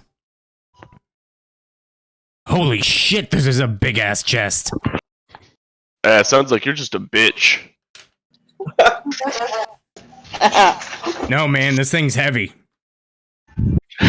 Still sounds like you're a bitch. Yeah, whatever, muscles. Hey, I have a name, alright. I'm assuming it's locked. Can I inspect it first, you know? Well, I don't know if I'm the right person to do that. I'm going to be looking for, I guess, more mechanical traps, you know? I would like to open it. Open it. Oprah. Oprah You get a it. chest. You get a chest. You get a chest. You get a lockpicking kit. You get a lockpicking kit. Sorry. It is not locked. Ooh. The Crossbones literally does that. I said we hold off on opening it. I know that sounds kind of shitty, but we're going to continue this search and get the hell out of this thing, and then we can investigate it later. Dan, actually, quick thing. Like, when I was down there, did I see, like, where does this place lead to? Or what does it lead to? That seems to be like the end of it right there, actually. Okay. Did we ever inspect this side, or did it seem like there was an end to that side, too? From walking by it, you see that there is like an end here. This seems to be just a gnarly fissure that opened up in the ground at some point. I mean, it continues on like a good 5-10 feet, but kind of down. But, you know, with the light coming in from this room, you can see a wall at the end. Hey, question. Speaking of walls, is this an opening or a wall? That is an opening. That Shit. tunnel seems to lead south and down. All right. I hate that I agree with Tyrion, but I guess we'll hold off because I point out that southern tunnel that doesn't look like it's manicured stone, like the other two tunnels do, and I say we got a lot more to go.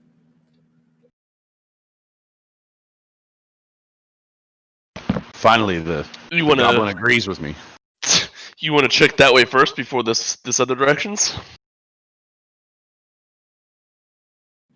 I'm not sure if it matters. I'm not either. Let's do it.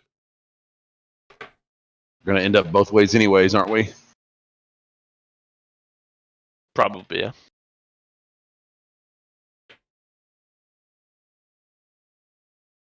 Ooh, man. That first cigarette of the day is not good. I guess we'll start from the north and work our way south, since we're already up here. Okay.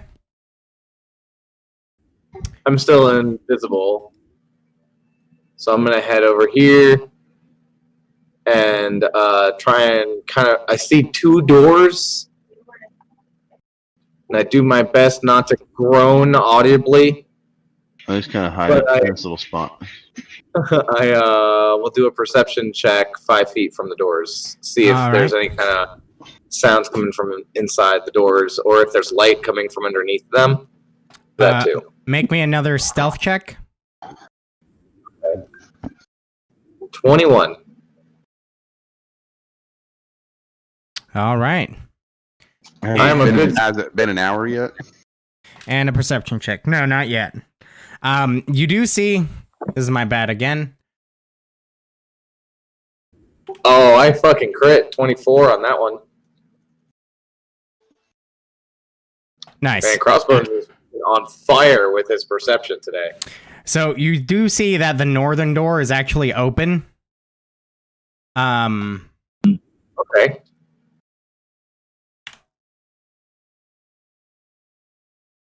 My 24 perception opened the door. No, it was I messed that up. So listening closely, you don't hear anything. What the hell? This place is eerily quiet for a gang hideout. Okay. I'm gonna stealthily and invisibly kind of peek around into this room, kind of sticking to like the open one. I'm gonna try and like stick to the exterior wall so I don't like block light coming in, kind of want to hug against the walls. So, looking at this room appears to be a wizard's workshop. You see a large work table set up with alembics, retorts, distillation coils, and other alchemical devices. All of it stewing and bubbling away. There are bookshelves that are crowded with sheaves of parchment and strange-looking tomes. Ooh, all of this stuff is valuable and way above my head. Figuratively and literally. Ha! So yeah, I kind of creep into the room. There's nobody in here. No one's in here. Nothing's going on. Nope. There's another door. Yep. Also open.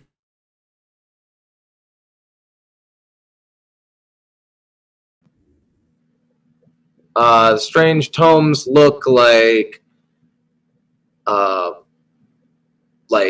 bound in leather, like really valuable, like kind of shit, or something I should steal.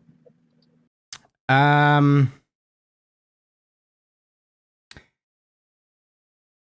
you? I'm not doing a prisoner. It's more like I'm like a burglar in someone's house in the dark.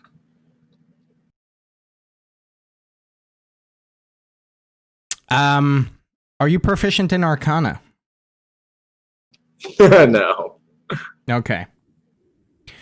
So, looking about all this stuff, aside from what I already mentioned to you,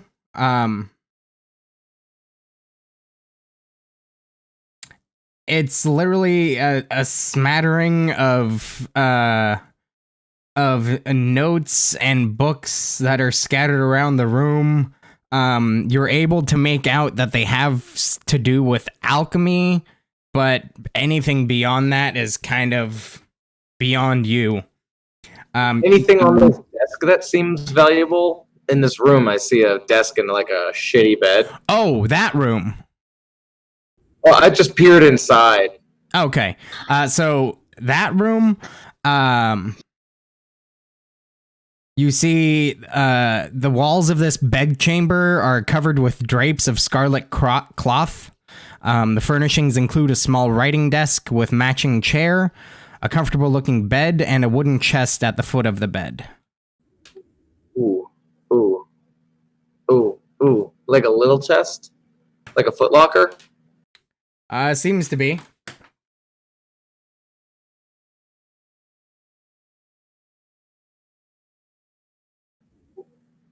Okay. What's everybody else doing? Are you guys literally just hanging out, or? Yeah, Crossbones is invisible. He just walked off, and I haven't opened the door or called out. So I'll let them do something for a sec. Well, just kind of watching from this little corner, I've already creeped up.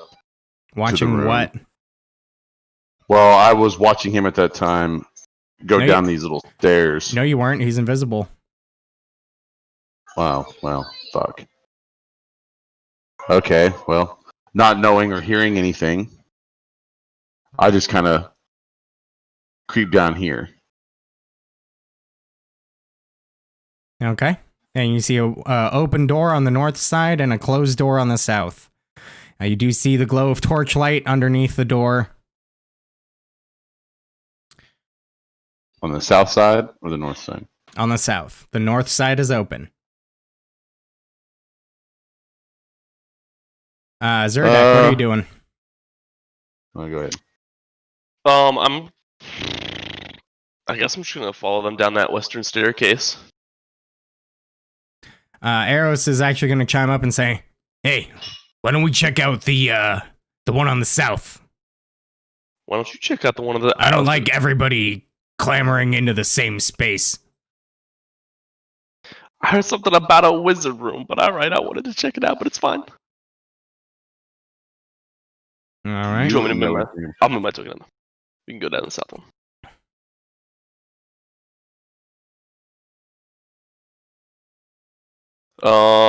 So it looks like one door and then one splits off, and then it splits off to the right. Yeah. First, I went to the restroom, but she will be back soon. I'm Okay. not sure what group she would go with, so I'm going to leave that to Dan. Given the fact that she hasn't seen you either, I feel like she would probably go with Tyrion. Just to kind of keep things level. Finn? Yeah. Okay, cool. Can I investigate, like, the bed covers? People usually hide, like, money under their mattresses and stuff, and if there's drawers in the desk. Yeah. And I also want that footlocker. I don't know if I want to just take it and fucking book it. Let's finish with these guys first, because we're kind of saying this is all more or less happening simultaneously. Okay, word. So Zuradak, as you head down the stairs, looking to the south, you see a barracks room that contains 4 roughly built wooden bunks with heaped up blankets and dirty dishes scattered about. A strong smell of unwashed bodies and rotten meat fills the air.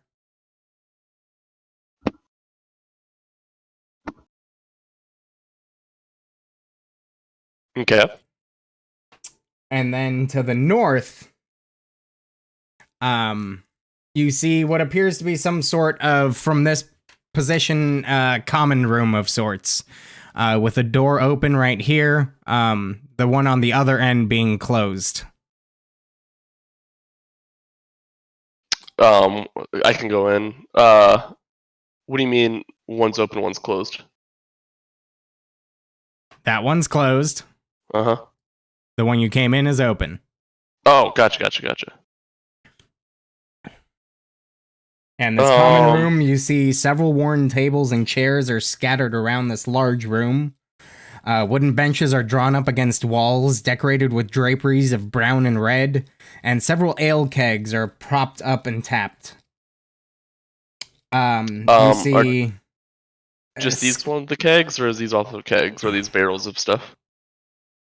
Yeah, those. Okay. You also see a smattering of coins and trinkets on the tabletop. Can I make an inference or an investigation check about, like, how long it's been since people have been in here? And the bunk room. You said the bunk room, it smelled like, basically dirty people. Yeah, like a general scent of BO, basically. Okay, well, can I make some sort of check on, like, how long it's been since people have been in this room?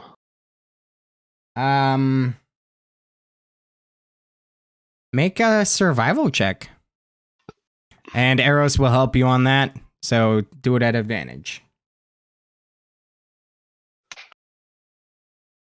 I rolled an unnatural 20. Okay. So given what you see here, and what you encountered previously in here, you gather that the last time someone was in here was approximately 6 or 7 hours ago. You also recall that in the crypts after your rest, you came across some seemingly drunk Redbrand ruffians. And you kind of make the connection that they were probably in here with the tapped ale kegs.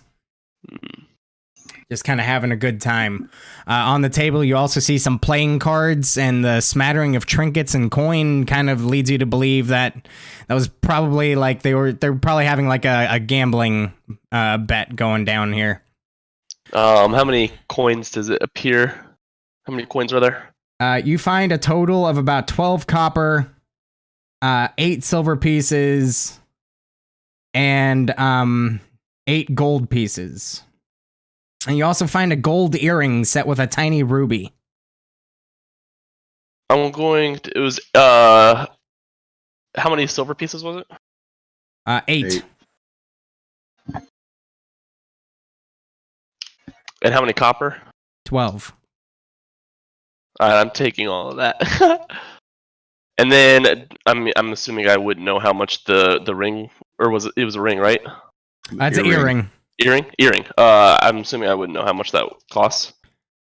Not off the the top of your earring is head. That's gold. not your Does that's not your area of specialty.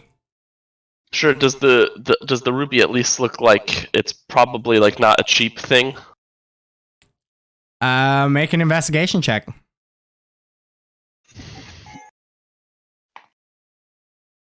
That is going to be a 20, unnatural 20 again. Looking at it, you have seen some rubies in your time. You've also seen some fake gemstones, as well as garnets. This is definitely a ruby. Though small, it is definitely a ruby. It's very clear. The cuts on it are very smooth, very precise.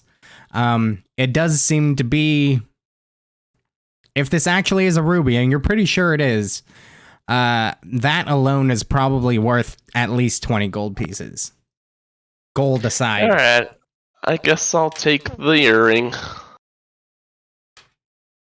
It hasn't been cleaned in months. That's why I honestly didn't even want to take it, because it's an earring. It's like someone's like, I don't know, I don't want that shit near me. But I guess if it's valuable. So Like Tyrion, finding a really good ring, but it's got a diamond, and you're like,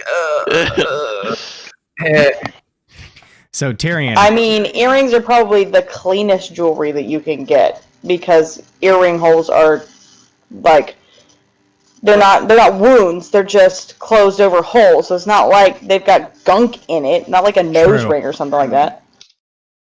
Gross. All right, so Nesca, I put you with Tyrion, thinking that your character would probably want to try to keep things even. So you have a Yeah, that sounds fine. All right, Tyrion and Nesca, what are you guys up to? Well, just kind of noticing the light coming under the south door. I don't. You hear footsteps now entering into this room. Looking around you, you only see Nesca. I don the red cloak. Okay. And I'm gonna step forward. And you hear a little bit of mumbling, kind of back and forth. Pretty clear that it's Eros and Zuradak have made their way into this room. Oh, okay. I south tell room? Tyrion, I'm like, Yeah. oh, that's just our party. Okay. Well, then, not knowing exactly which direction Crossbones has went, then I'm gonna proceed to the north door since we've kind of Okay. made the idea or established that it was Zerdak and Arrows in the south room. So as you guys enter here, I don't know if Carissa heard it, so I'm going to read it again. This room appears to be a wizard's workshop. You see a large work table that's set up with alembics, retorts, distillation coils, and other alchemical devices. All of it stewing and bubbling away. There are also bookshelves that are crowded with sheaves of parchment and strange-looking tomes. Is there anything that I've noticed from my little time in the wizard school back whenever I was at?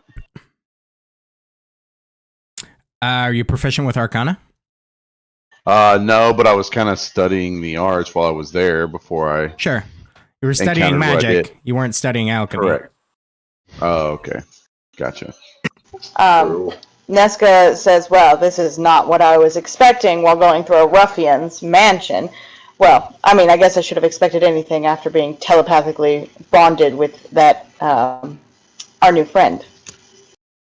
I'd like to make an investigation check to see if there's anything of value in here. Okay. Are you proficient with Arcana? I am not, no. Okay. And what languages do you speak? Goblin. I speak Common, Abyssal, Draconic. Hold on.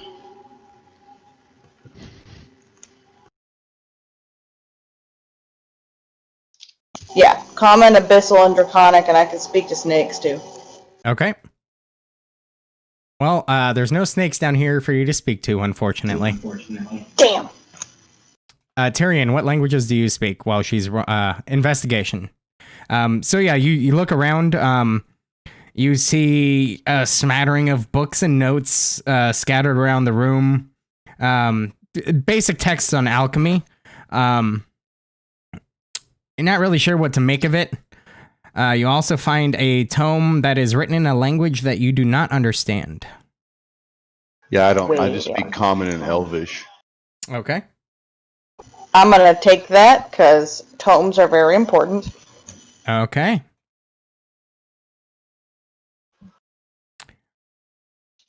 All right, Crossbones. Rummaging through all this stuff, you see various papers and notes are stacked very neatly, meticulously on this desk. Mostly consisting of written orders to apothecaries and alchemists in nearby settlements for more materials. You find it interesting. Those letters are signed by an Iarno Albrecht. That rings a bell, but I don't know if it rings a bell metagaming or because I heard it in your game. No, that, as you recall, since it had been a while, I'm going to go ahead and tell everybody. That is the person that Sildar Hallwinter was here to find, who disappeared months ago. A member of the Lord's Alliance. Oh, the guy we kidnapped. The guy we kidnapped. I mean, we, as in the goblins. Yeah, Sildar is the person that you guys kidnapped, yes. Oh, holy shit. He's not dead. They saved him, didn't they? They did. He is currently hauled up with Harbin Wesker. He spoke with you about the urgency of taking care of these Redbrands. The letter is written by him? The letter is signed by an Iarno Albrecht, which is the person that Sildar was sent here to find. Iarno is also a member of the Lord's Alliance, as Sildar told you, and he seemed to have disappeared. Oh. Well, uh-oh. I'm going to take this, because I'm sure this will make that human very sad, and I love seeing sad humans. All right. So, as you're collecting up these letters, or these orders, rather, you also, out of the corner of your eye, you see on the floor, partially under the desk, you see a piece of paper, and the thing that sticks out to you is the symbol of a black spider on the foot of this piece of paper. Do I know anything about that connected with the Cragmaw? Or... You would know about the black spider. You know that the Cragmaw have some sort of connection with him. You don't know the details because you weren't, high up in the thing, but you have definitely heard black spider before. I think that's the reason why I figured that the leaders of the Cragmaws were cowards and wimps. They were taking orders from somebody else. Mm-hmm. So, okay. So the same people that were pulling the strings of my former bosses are also pulling the strings of these jackasses. So it seems. I guess I'll take that piece of paper as well. So I'll take those 2 bits of evidence. I really want that footlocker. Picking up that piece of paper. Look out of that other room too. Okay. Looking at that paper with the black spider symbol on it, looking it over before you just kind of stash it, you read it. It says, Lord Albrecht, my spies in Neverwinter tell me that strangers are due to arrive in Phandalin. They could be working for the dwarves. Capture them if you can, kill them if you must, but don't allow them to upset our plans. See that any dwarven maps in their possession are delivered to me with haste. I'm counting on you, Iarno. Don't disappoint me. juicy. Getting the juice. Girl, that's some fresh tea. Okay, so somebody told this guy that's supposedly part of the Lord's Alliance to stop dwarves even if they need to die in the process. And the only dwarves we know about are the Rockseeker miners. brothers. Yeah. So it's Yes. like, Who are And the then they're ones that friends. supposedly found the Spellforge and Wave Echo Cave. yeah, but like the dwarf that's in town right now that we were getting like orders from at the beginning of the thing, right? Is friends with No, the one who One of you these humans. started the campaign as is Gundren Rockseeker. that guy. Yes, one of the Rockseeker brothers. He's here in town still, right? He never made it to Phandalin. Neither did Sildar. They were the two that hired you initially, or the party. You don't know this because you're goblin that was in the cave, but From the other side. Okay, I'm just trying to make like a full circle here. But all in all, I'm feeling a lot of betrayal, a lot of soap opera drama. Crossbones' going on. little hamster in his wheel is really running, trying to put the pieces together. He's not very smart, damn it. okay. So skipping further, you look at the looking at the chest. You find what appears to be probably the best pickings of the Redbrand's loot over the last 2 months.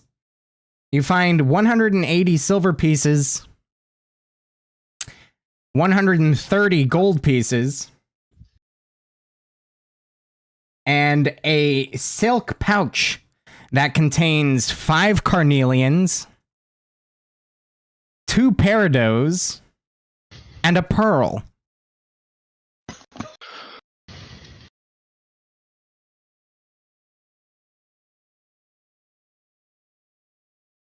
It's like during his search for this, I'm actually just gonna like continue through the room. Okay, go ahead. I That's like 2 to pearls make, I have. and So at you- this point, I'm actually going to end my concentration on invisibility. Okay, as you see some items floating out of a wooden chest. Right.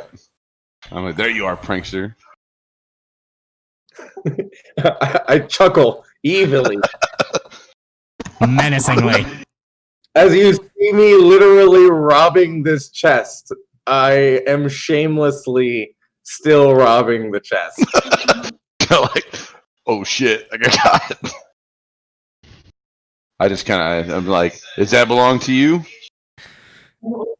Does Yes. anything in here belong to us? I very confidently say yes. I feel like it being part of the Redbrand's hideout, that I'm sure this came from the town.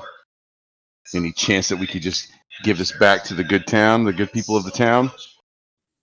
I direct your attention to all of the evidence that I found. But I realize that you have absolutely no idea what's going on because you just showed up out of a portal 2 days ago. And then I fill you in with the entire story that you would otherwise know, and basically, like, you know, there were these dwarven brothers, they were looking for this lost mine. There seems to be some underhanded shit going on. The guy that this is addressed to is supposed to be part of the Lord's Alliance, which is bad.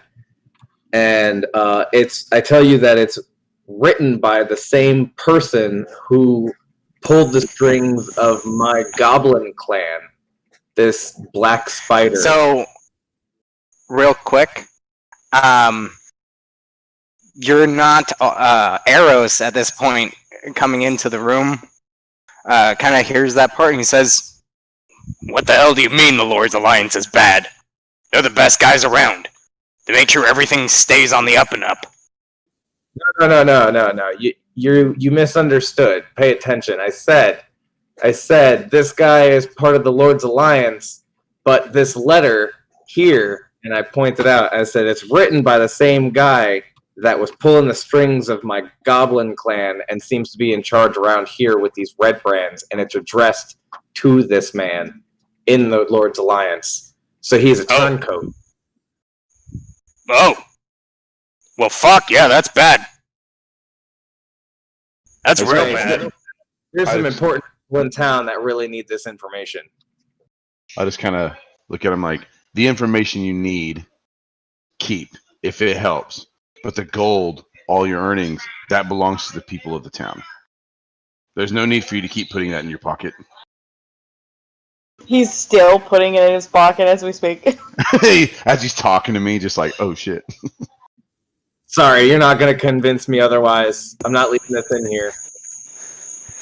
Then I'll do it And by Nesca, force. if you approach the room, you would see him doing this too. But if you're still hanging out in the wizard's workshop, you don't you overhear the conversation. As they start talking, I approach. So this money, this gold, this earnings, they're going back to the people, whether you want it to or not. I said, I'm going to split it with you. I don't want to split it. I want to return it. You're not even from here. What do you give a shit?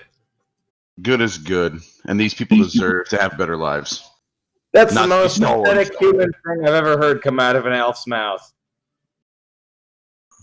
Well, still gonna happen, whether you like it or not. It's not going to happen. There is a complete chest out there that I'm willing to give you. Let the money go back to the people.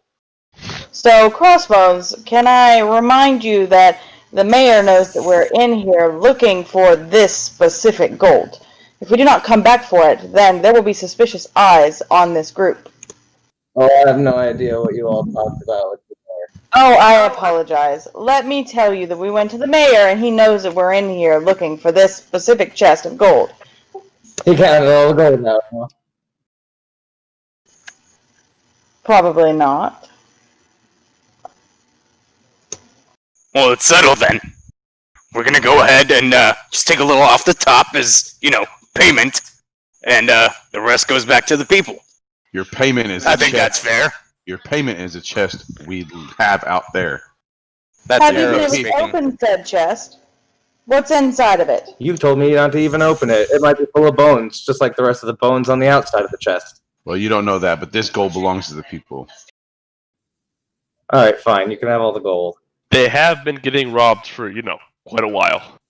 Fine. I wrote it down. You can write it down if you want. It's 130 gold. 180 silver.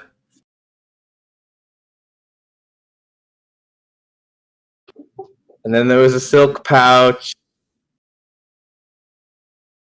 with gems. Maya, you're being awfully generous. He didn't see all that. He's so upset. There's 2 paradots or parados or whatever.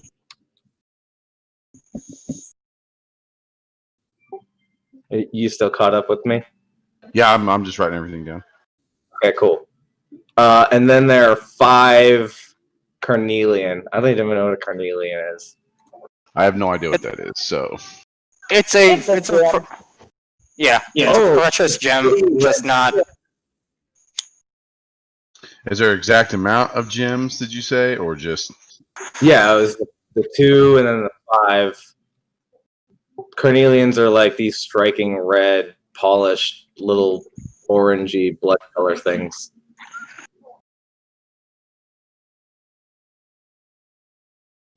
And now I want to open the chest that you won't let me open. Then let's finish our investigation. We'll grab the chest and we can go. I also want to steal a magic tome from this room with no knowledge of what it is or what I'm stealing. I just want a book. He's like, books are magic. Okay. You just want to steal Probably something. a wizard or a bard or something traveling through the town eventually. Oh, speaking of which, I opened the tome that I have and asked the goblin if he can read it. Can you read this? Oh, my 4th language is Sylvan. So you have Common, Goblin. I think guys have so many Orcish. fucking languages. So Goblin and Common came with my race, and then Orcish came with my favored enemy, and then Sylvan came with my background of being a folk hero. Okay. You're looking over it. You see, it seems to be like relatively boxy kind of runic language, but you can't make heads or tails of it. You're unfamiliar. Oh, well, thank you then. I know you know quite a few languages.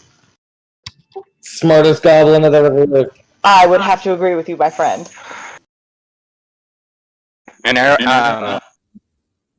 Eros is like, hey, well, let me take a look at it. All right, my friend. Takes a look at it for a brief moment. Oh, okay. Yeah. Yeah, I got nothing. You actually kind of said like that, like him. Yeah. It's weird. Well, I thank know. you, I told my you friend. it's uncanny how awesome you sound. Yeah, right. Okay, so. All I read was something about, let's find some fucking glory. Glory. I just look at Crossbones and I appreciate your accommodations to this. It won't go unnoticed.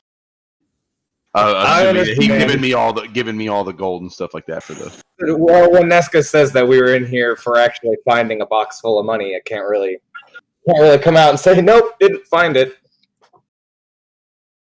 Well, you still made the choice to give it up instead of fighting for it. I wouldn't know how that would have ended.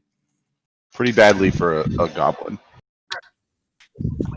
The Righteous Brothers over there might have joined you, but I'm not sure about the rest. The Righteous Brothers. It's canon. So, are we all good here? Can we proceed to get the hell out of here? Dan, what do I write down for the tome that I take from just inside this workshop? A leather-bound tome in a unknown language. Oh, there's more than one? Yeah, I mean, there's bookshelves full of... Oh, okay. Are they all in the same language? No, they're in various languages. Most of them are in Okay. common. Like, as I'm leaving, can I, like, notice any of them that are Elvish language? Yeah. You do see one where on the spine of it, it says... The ins and outs of alchemy and transmutation. In Elvish. I'm actually just going to take it. I'm not, like, it's going to be, like, light reading for me. Like, I'm not interested in the book, but I want it for myself. Okay. Go ahead and mark that down. I just stash it. Sweet deal. Just want to make sure that the tome that I take looks as magical as possible with no knowledge of magic. I mean, besides like nature magic, Okay. you know, but 1 I just want second. to find something that's valuable to a wizard that might, you know, pay me gold. All right. Stand by. I'm that hooded goblin in a like dark alley that's like, psst, come here, I got something for you. And then I just drop this random book on the table. Might be valuable, might not be. I'm not going to let you open it till you buy it from me.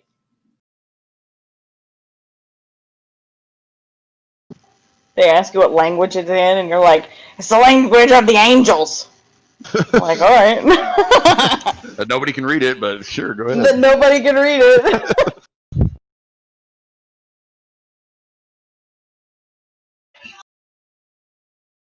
All right. So, Crossbones. Yeah. By the way, did you get my message? You were I did. there when I did. Okay. So, you find, perusing the books, you kind of grab them, take it off the shelf, open it. It's in common. Fuck that. grab another one. You see it's in anything that's common is not exotic enough. All right. You pick one up. It's in Sylvan. It seems to talk of basically just kind of like folk tales and myths.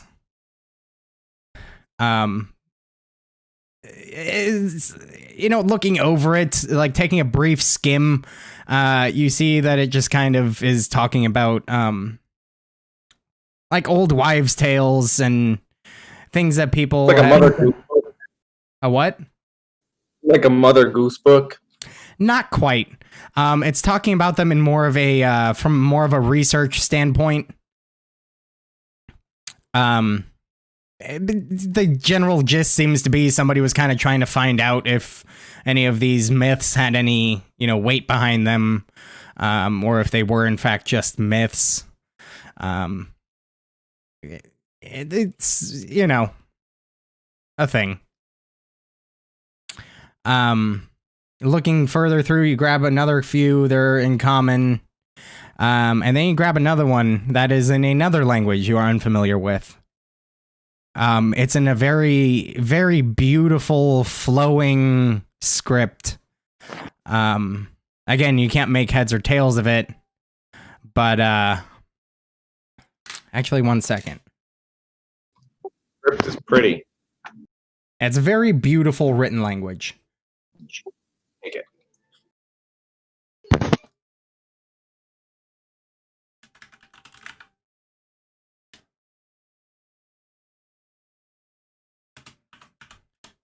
Okay.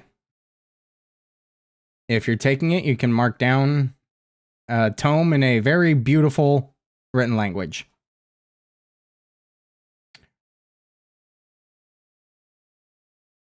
At that, as you're kind of looking through it, you hear Eros behind you.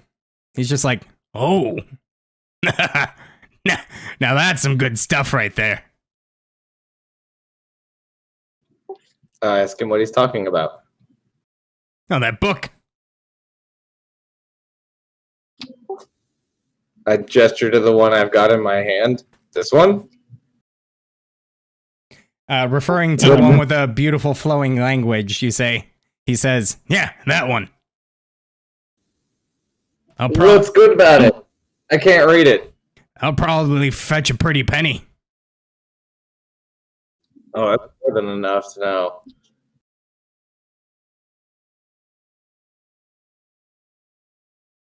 Well, yeah, I'm good here. I'm going to follow people out. Yeah. All right. I'll just come down here and see if they're all ready to head out of here, if they're good. Yeah. Oh. Eros was with you guys. Oh, okay. I don't know what Zerdak's been doing this whole time. Jerking off. Likely. So, Eros is ready to leave. One tunnel. There's this one tunnel. Yep. All I right. just made my way back out here to this area where we said we were going to get the chest. Yeah. Do we not give a shit about that tunnel because we found what we came for and we also got this chest? I mean, the chest is up to you, but it stays here if we investigate more. That thing might come back by then, and it might be its.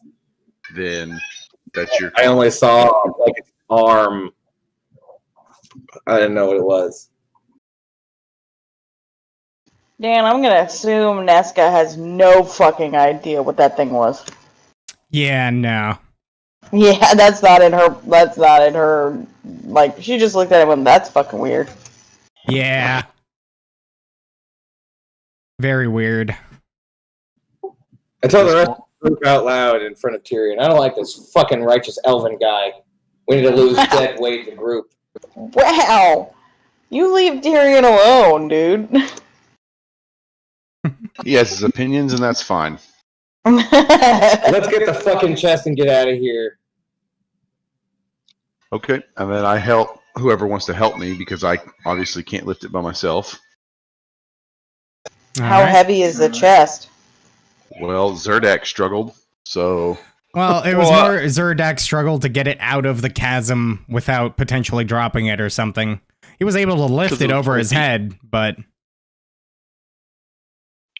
well, if it's big enough for two, I would say Zerdak and Arrows could follow us out with it yeah. if they're willing to. If not, I can help. Faux show. Eros is about it. All right, Okay. so you guys are Let's picking. leave through the south tunnel because that thing ran north. Yeah, good idea. All right. We'll go back into it. All right, so you guys are picking up the chest. Yeah, I just made my way to the south entrance just to All kind right. of keep an eye, waiting for the rest of them. As you begin to lift the chest, Zerdak, you hear a voice in your head that says, "That's his mine. Drop it now." And I need you to make a Constitution saving throw.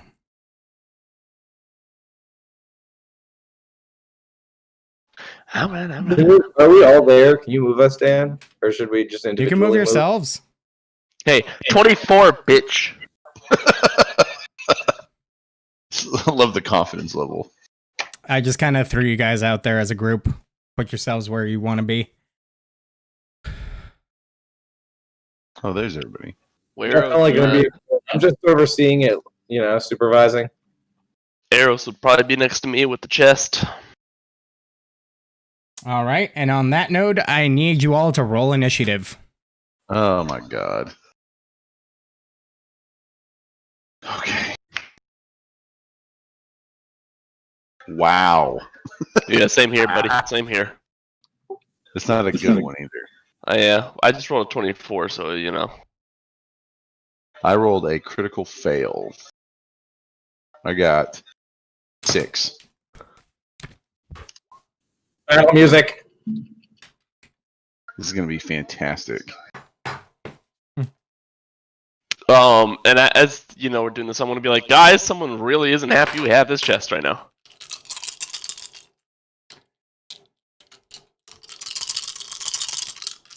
Oh, I think I was muted when I just said that. No, you weren't. No, we heard you. We heard you. I would yell out something, but I'm already down here, so I'm sure you guys couldn't hear anyway.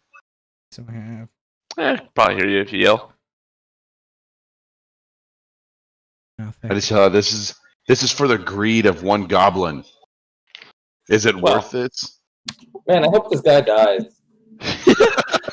I mean, we're trying to get this back to the town.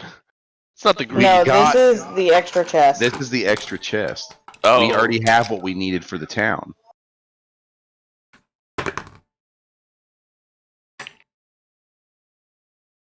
Well,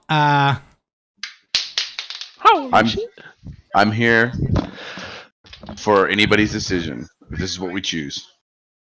Damn right, you motherfucker. It's not even home to this land. Well, Arrows rolled a 3 for initiative. Sweet. No, that was the thing. As long as he's behind me. All right. This guy's gonna get like 4 turns before any of us can go. Top of the order. Him, her, Z. Where the fuck is Josh, dude? Oh no, has anyone asked, messaged him? No. I'll message him real quick. See what's going on. He's been in the gym for like 3 hours. He likes to spend a lot of time. I'm in the sure gym. something came up.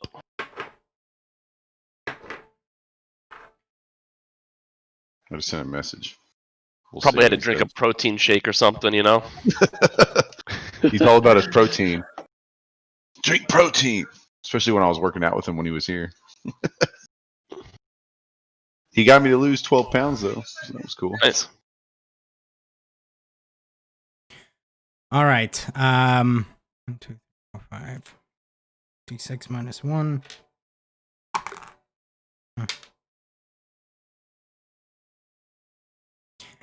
And this would be fine if I had his character sheet. Oh, he never sent it to you? Nope. Level 3. Do we recall any spells he's cast? Thunder clap. Okay. All right. Well, I'm gonna just do this with a guess at this point. Okay.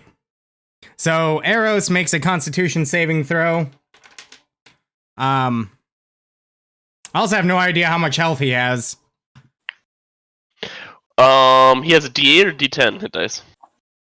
A D8, I believe, as a cleric. So what, like 26, 28? What's the average of that? Probably about 24. Somewhere in there. 24? Sounds about right. 15. Oh. I'm gonna say 21. Sounds good. I'm giving him a +2 con. Work with what you got, which is nothing. Except the basic knowledge of a cleric. All right, so he rolls an 11. +2? It was a 9 +2, so 9? 9. Oof. He's going to take 12 points of necrotic damage.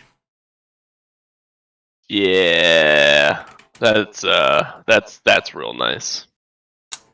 And that's going to be Crossbone's shit. turn now.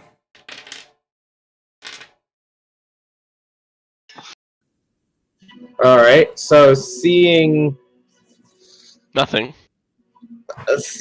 him scream out in pain, I assume that was a lot of necrotic damage, right? Yeah, there's this like necrotic or energy that like kind of clouds over his eyes, and you hear him just taking some damage.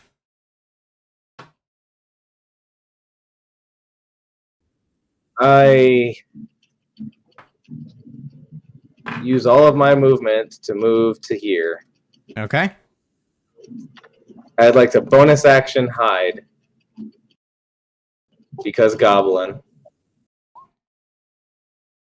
I mean, And then I want to. what are you hiding in? I'm hiding in the crevice of this wall only from this angle. Okay. All right. Good to know. And I'd like to use my action to ready a reaction to. I notched 2 arrows, and I would like to gloom ambush the hideous monster that might just kill somebody here. Okay. That's all.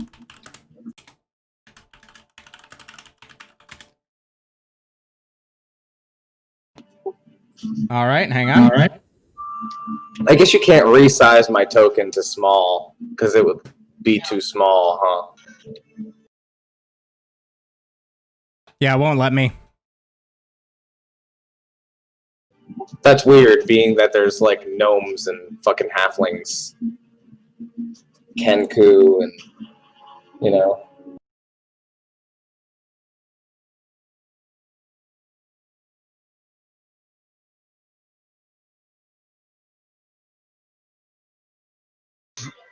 Okay. I'm kind of iffy on the phrasing of this dread ambusher, but I'll allow it. It says on the first turn of my on my first turn of combat, as long as I use my reaction, I guess I would. As long as you use the attack action on that turn. But the question is if that counts a held action or not. So, but I'll allow it.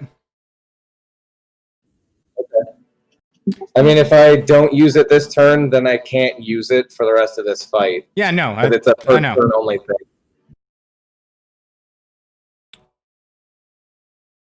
All right. All right, that brings us to Nesca.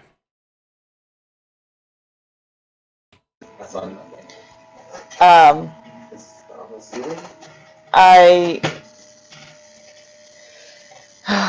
Good question.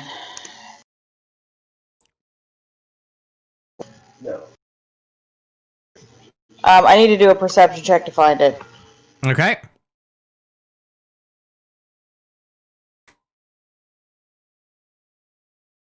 I crit. Oh, hell yeah.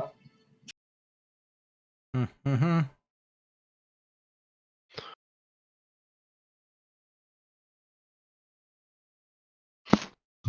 As you look around for it, you happen to just turn around for a second, looking around since you didn't find it to the north, and you see it tucked in a crevice up against the ceiling, like on the wall in the southwest of you.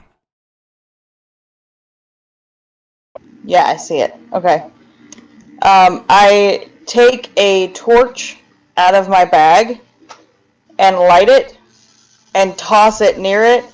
Can I also? I know that's a lot, so you can say no. But can I cast pyrotechnics while I do it? So I will say that the an active perception check would probably be an action. Okay. Well, can I still use object and light the torch?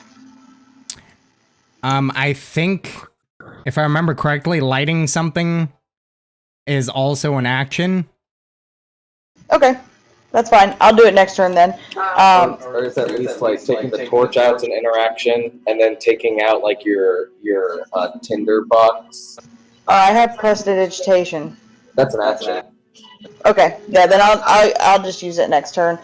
I'm gonna use my bonus action to use my inspiration to cast Mantle of Inspiration. Okay. Gives everybody point- 5 temporary hit points, right?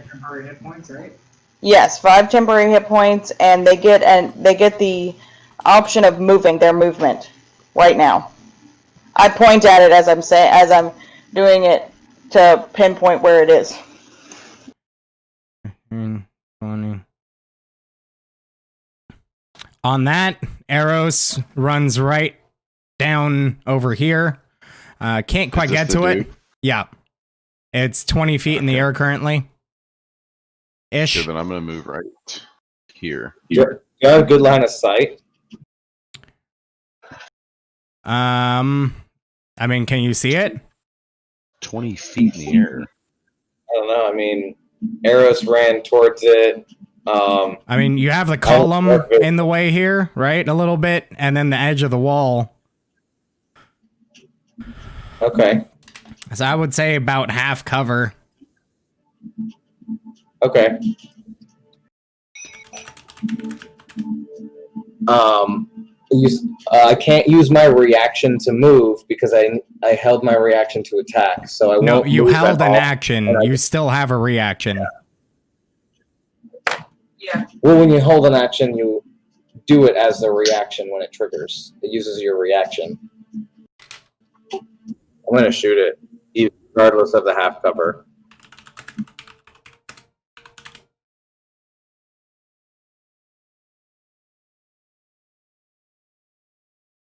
Oh yeah, it is your reaction. Okay. Okay, so it's just 2 attacks. I was like, I don't get any advantage or anything. So, holy shit. I assume a 26 hits. No. Unfortunately, it does. 19 on the dice, and then a 21 for 10 piercing damage and 5 piercing damage, and the second one has an extra 1d8, which was a sad one of extra piercing damage. So 10 and 6. All right, so as you fire these 2 arrows, kind of threading them between the pillar and the wall, up towards the ceiling, it hits, and in your head you hear, "So So this is how it happens. Now you know what it feels like to have it in your head. Anything for money. Even other people's blood. All right. I actually misread my Gloom Ambusher, and I have 10 feet of extra movement. So I do want to move 10 feet. Okay. I mean, I'll allow it, but It's fine if I can't, because I should have earlier. Because for one turn, I have 35 feet instead of 25. I'll stay there, though. There isn't really a good spot 10 feet away. all right. Just keep that in mind going forward. All right. Tyrion, it's your go. All right. Let's go ahead and shoot this motherfucker with grasping arrow. That is what you see, by the way, What? in chat Oh, sorry. on Roll20. I just scrolled down. I was really confused for a second. I was like, wait, what are you talking about?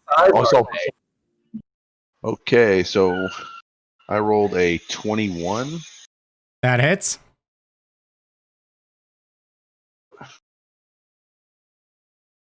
So its speed is reduced by 10 feet and takes 7 damage. Oh, I'm sorry. Let me roll for my damage real quick. Is it medium or large? It's medium.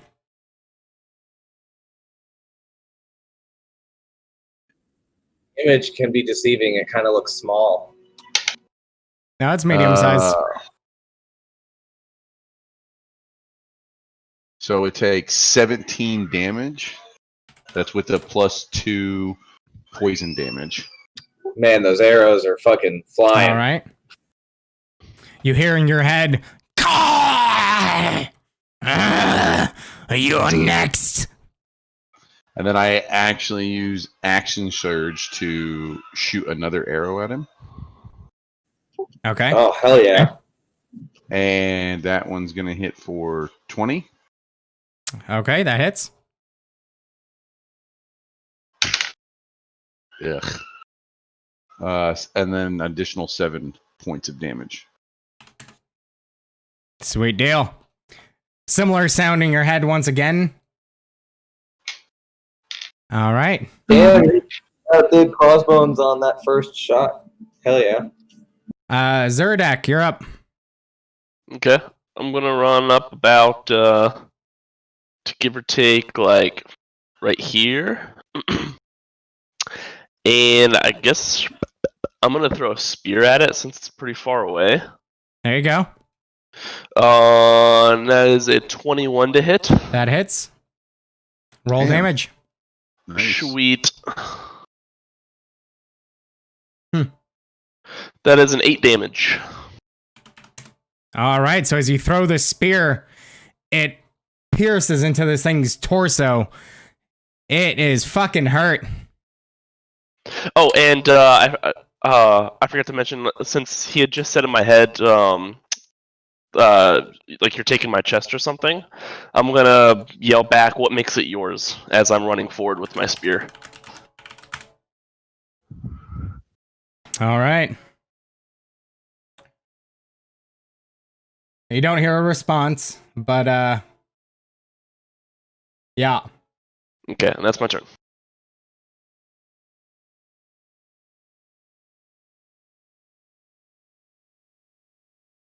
All right. Let's take a random guess at what fucking Josh has.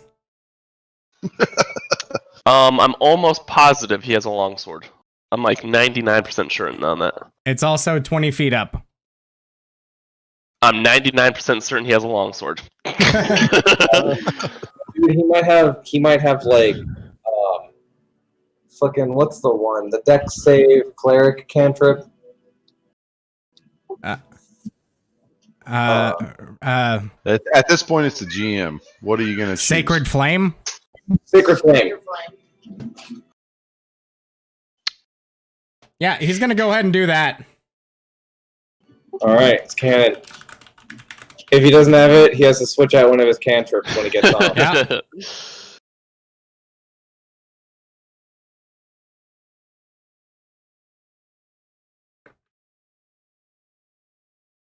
All right, so the creature has to make a dex save.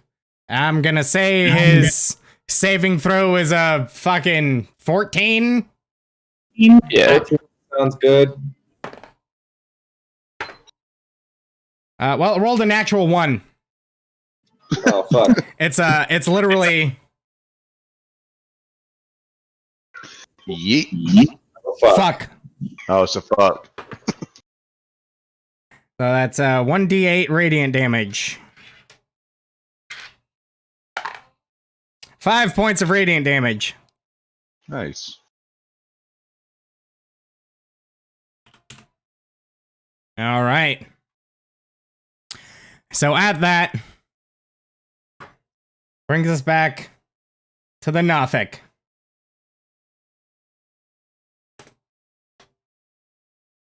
Angry, frustrated, is going to look at Eros again and gaze at him as necrotic energy begins to enshroud him. Fuck. Arrows. Rolled a 2. Yeah. So he takes Hey, you're double what you were before. 3d6 necrotic damage.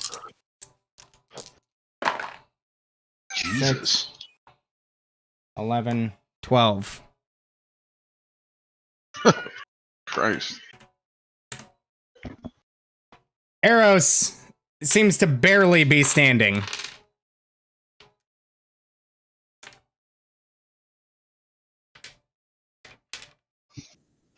Damn, Tyrion, if you weren't so fucking righteous and goody two shoes, you would be a lethal partner. Crossbones, you're up. This Nothic seems to be just kind of barely holding on, trying to find the best way for it to get out.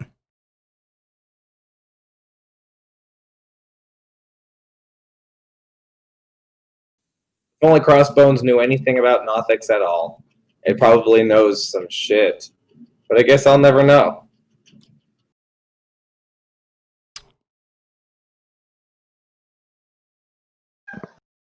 I guess I just try and kill it. All right. Only a 12 to hit.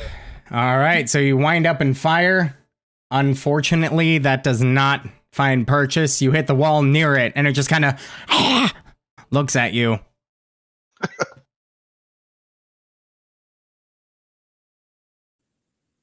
And I'm going to scurry over here and stealth as a bonus action.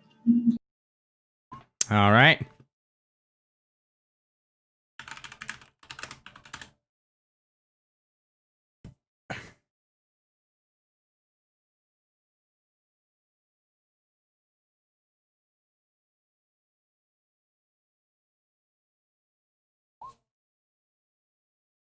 Whoops, sorry, I didn't mean to do that. Okay.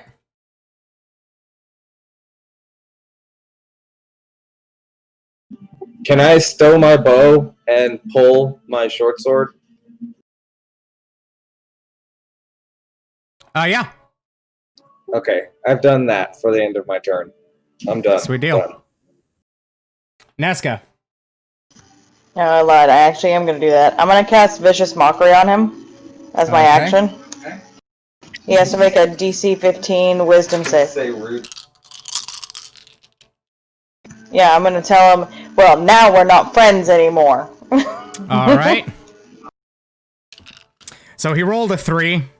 I don't know why it whispered it to myself. But Talking to yourself, Dan.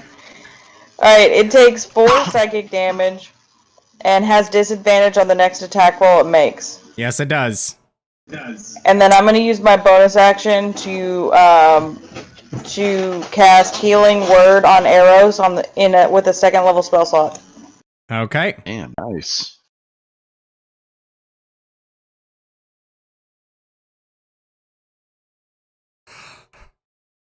Well, that didn't work out the way I wanted it to. Now I know.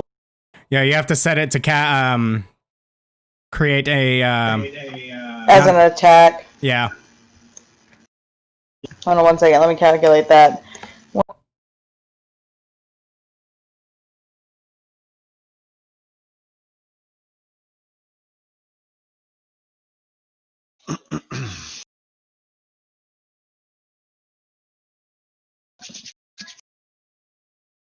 Yeah, $5 and my daughter wakes up at midnight. All right.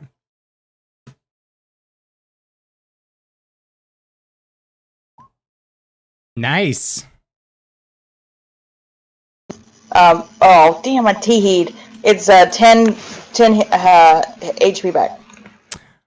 All right. So as you viciously mock the Nothic into physical pain, you then speak out beautiful, radiant words, and this radiant energy consumes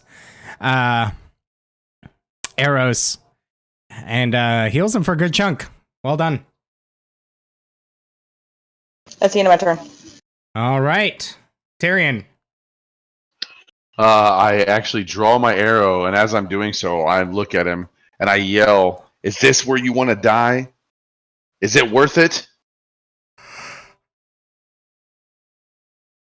Just kill him. Make a persuasion check with, or at intimidation, your choice, with advantage.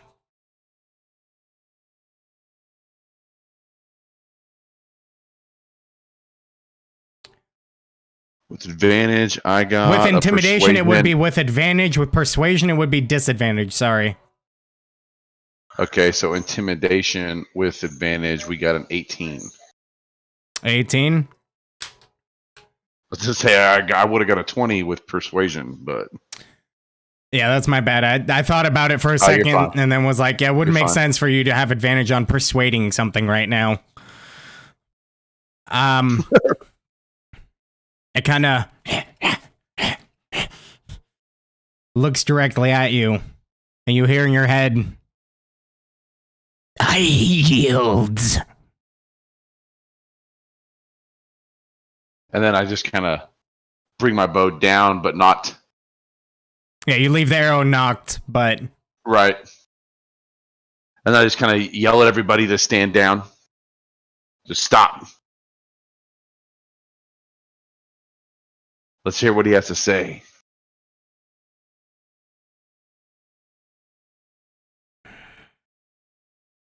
all right.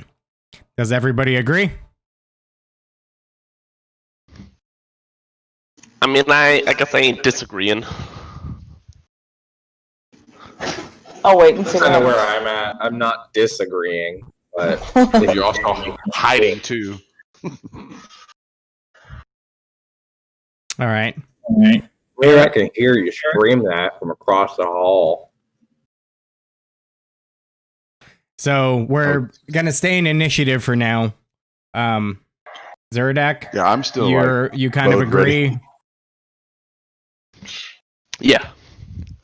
All right. Eros will also agree while casting Cure Wounds on himself. I'm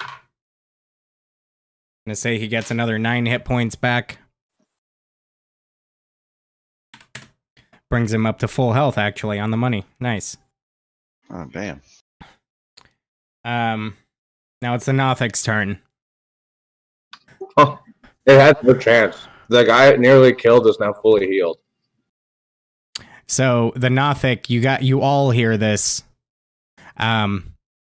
He says,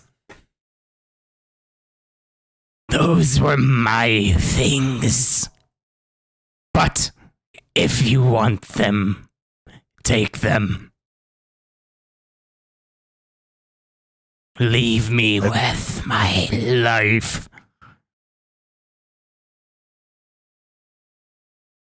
I guess now it's worth knowing what's in the box, huh? We were never here for you. We were just trying to figure out what the Redbrand was doing here. What's the Redbrands were doing here? The Redbrands. The Redbrands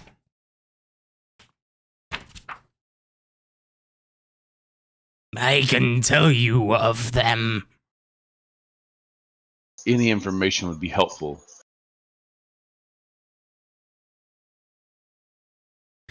So at this point, it tells you that Redbrands are a vile group of humans.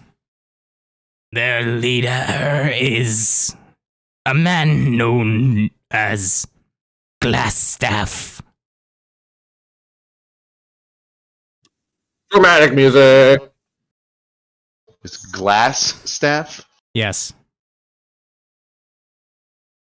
His chambers are on the western end. I also know that a creature named the Black Spider hired him and the Redbrands, but I don't know why. I know that the Black Spider sent bugbears as reinforcements.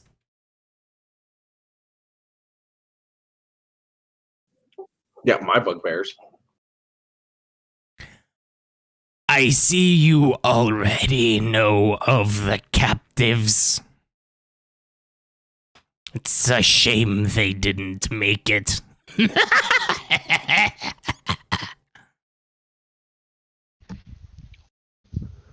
But as requested, we will take this chest, and we'll leave you at your peace.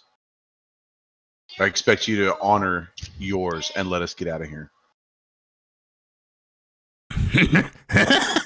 Speak for yourself, Tyrion.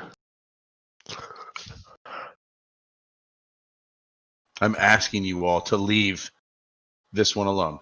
He's mocking dead people. How can you let him go? I do not mock the dead. Their food. Leave them to eat. You killed all the people that brought him food.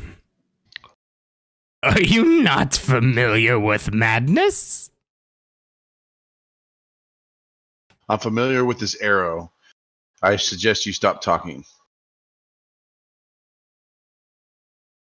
It looks over at you, squints, nods.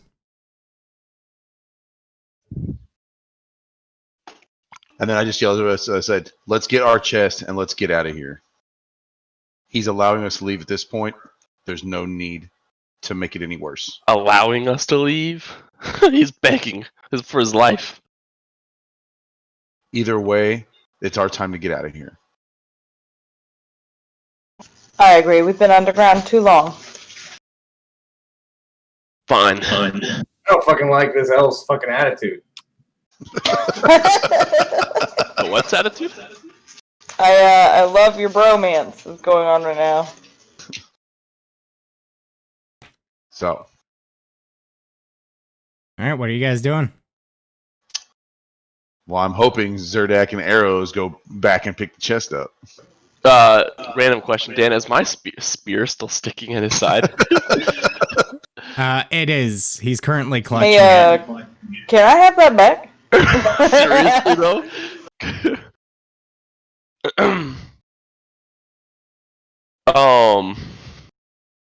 Does it look like I could jump up and grab it? It's 20 feet up. Yeah, but like I'm 6'7", 6'9". What am I? 6'7"? 20 Okay. feet is I'm a long 6'5". way. And what do With the my rules arm- state about a standing high jump? I don't know. What did they say? Oh, man. Should probably figure that out. Your strength modifier if you get a 10-foot swing. A foot equal to 3 plus your strength modifier, which would be so 6 total. Yeah, that's not going to quite do it. So, like, When you're 6. That would be 12 feet. Yeah, but my arms are about half the length of my body, which would be about another 3.5 feet. And then the You're spear, I don't know if the spear is sticking completely parallel to the ground or if it's angled down. man, Yeah, you're that's really still trying not for the 20 spear. feet. Why don't you just ask it? Yeah, why I don't do you just happen to know ask where him? there is an armory. Just talking through my thought process of me being able to jump up. I was like, I actually, I say, hey, Muscles, actually, there's a room full of weapons over here. Yes, we did find an armory. Yeah, I remember. I don't remember anybody saying spears, but I also wasn't carrying at the time because I didn't need any spears. We also decided that we were going to leave the rest of the shit for him. That was part of the agreement. It's a trade. He gets to keep one spear in his body, and we take one. And we take the chest. That was the agreement.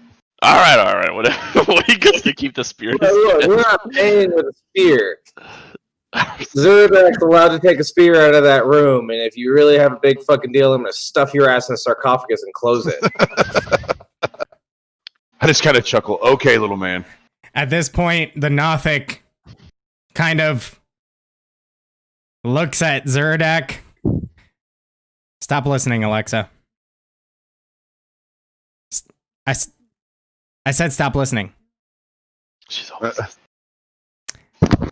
He kind of makes direct singular eye contact with Zurdak and unflinchingly yanks the spear out of his body and lightly tosses it to the ground in front of you.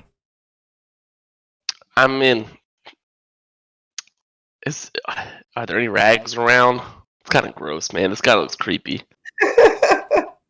There's literally a half-consumed corpse of a Redbrand across the bridge, and another corpse under the bridge. I mean, did their robes look like they're kind of okay? I mean, they're tattered and dirty, but they'd function as a rag. I'm gonna at least wipe off, some of the. All right.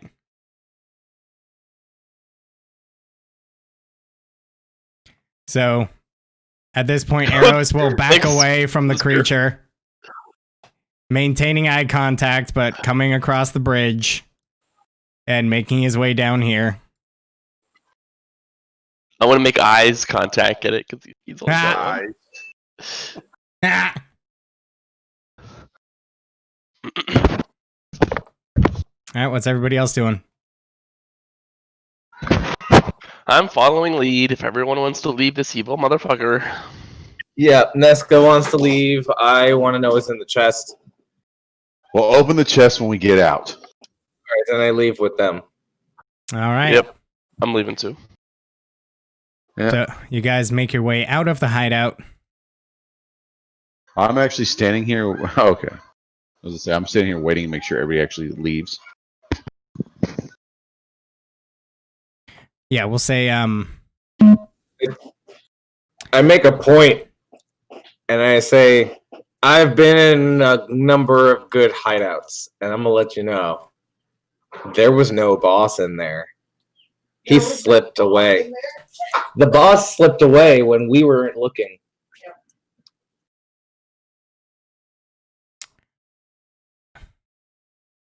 Be that as it may, we weren't here for any disturbance. We got what we came for. Now let's go back. so. Yeah, sure. You take all the money back from the town, but you leave the mob head alive. That's a lot. A lot of help.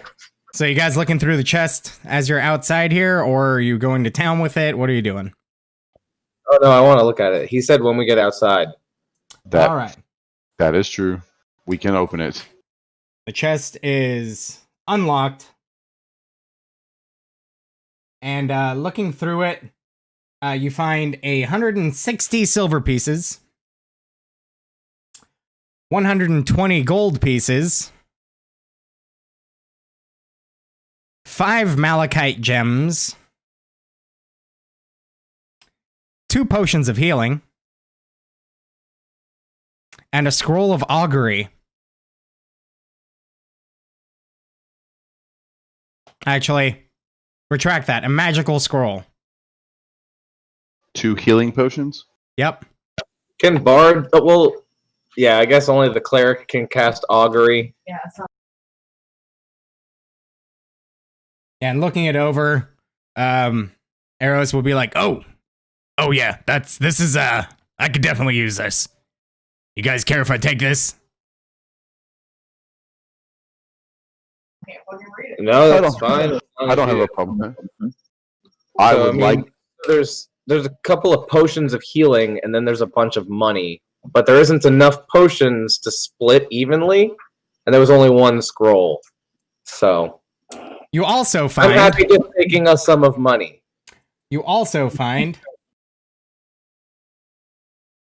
a very, very finely crafted sword and a scabbard. How big is it?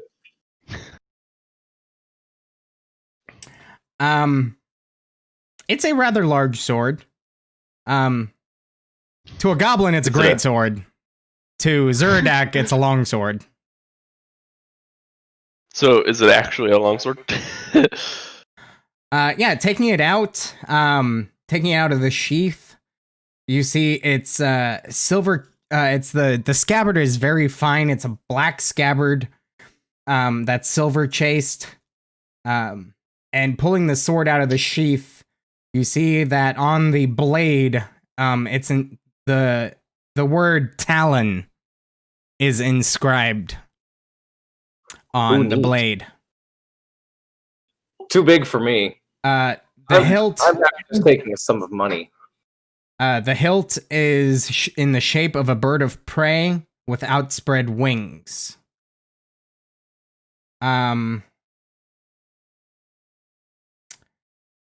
Everybody can make a history check. Okay. All right.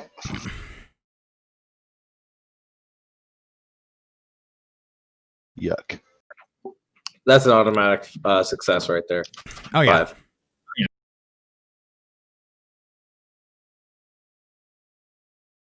Yeah, I mean, if it's human history, I don't know anything about it.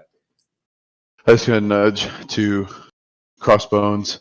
Take the gold that you want. I am taking back one of my potions of healing. Yeah, I don't know. All right. So everybody's looking. That seems fair. So everybody's looking over the sword. You guys can't really. That doesn't really ring any bells for you. Zuradak. You only know this because of your half-orc nature. You think on it, and the word talon, you're like, talon. Why does this ring a bell? Talon. And then you remember, oh, crap. This was the legendary sword of a great knight named Aldith Tresender, which is the family name of the manor. You recall from lore that Sir Aldith died fighting off orcs that attacked through the hidden caverns below the manor. Talon was lost here, and now it seems to have been found by the Nothic and then by you. Very interesting. Or he's the Nothic. It is a +1 longsword. Oh, damn. And if any people of the heritage, any lineage, would they immediately recognize this sword? Well, the Tresenders are long gone. Okay. Yeah, given the nature of the crypt, in hindsight now, you can surmise that those were probably the bodies of the skeletons were probably the Tresenders. Okay. Well, without even asking anybody, I'm just gonna start strapping that thing on me. All right.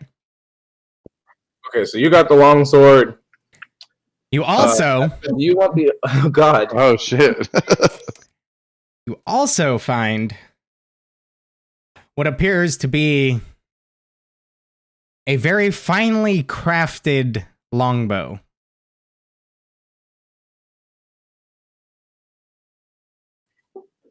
I kind of make my way in to grab the longbow. I slap your hand with my bow. Is there any use of you to have this? Is there any use of you? Yes. Wait, I see it. You're trying to get out of this plane of existence. You're not taking any items you didn't come in here with. And I'm also let you walk down here with all the gold you wanted, plus 2 healing potions. You took that healing potion. I can give it back.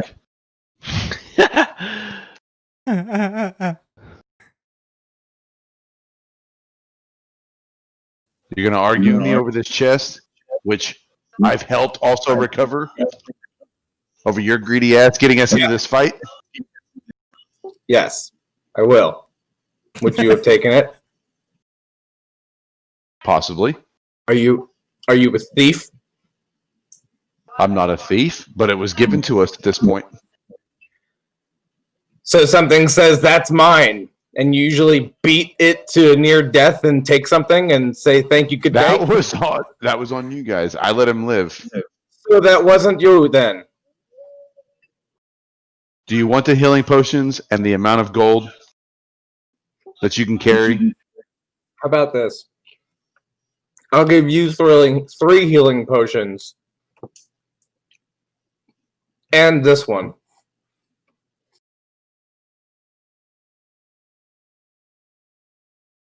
Can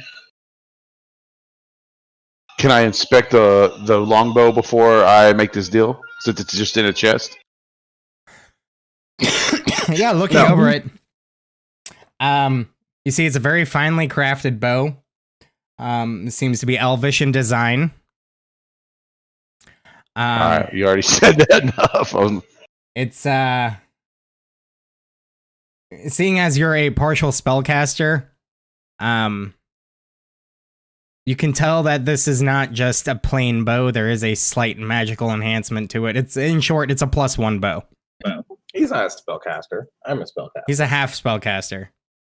Wait, no, he's not. Never mind. I thought he was a ranger. Never mind. You don't know that. You just know it's a very finely crafted elven bow. Sorry, I keep thinking you're a ranger. That's my bad. No, it's okay. I'm going to pass. You can have all potions. I still want the bow.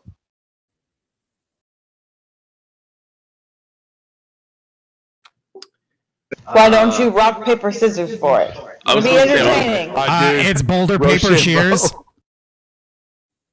You can have Boulder, parchment, shears, rather.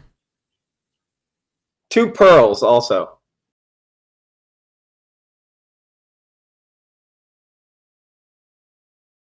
Nope, I'm going with the bow.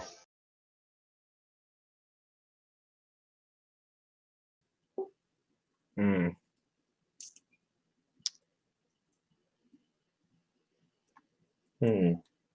It's gold.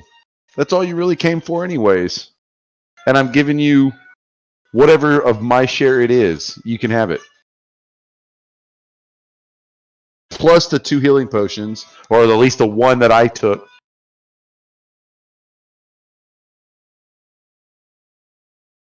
The way that I see it, you both have equal claim over the bow.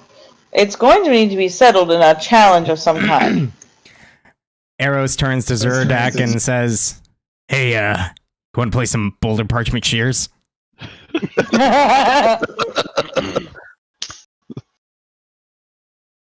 How about I'm thinking of a number 1 through 10? Zerdak, I didn't realize you Oh, could that's count some to 10. I'm impressed. I give Nesca a really pissy look.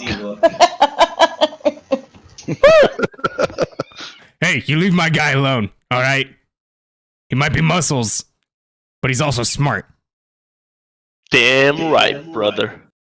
That has yet to be seen, but I'll take your word for it.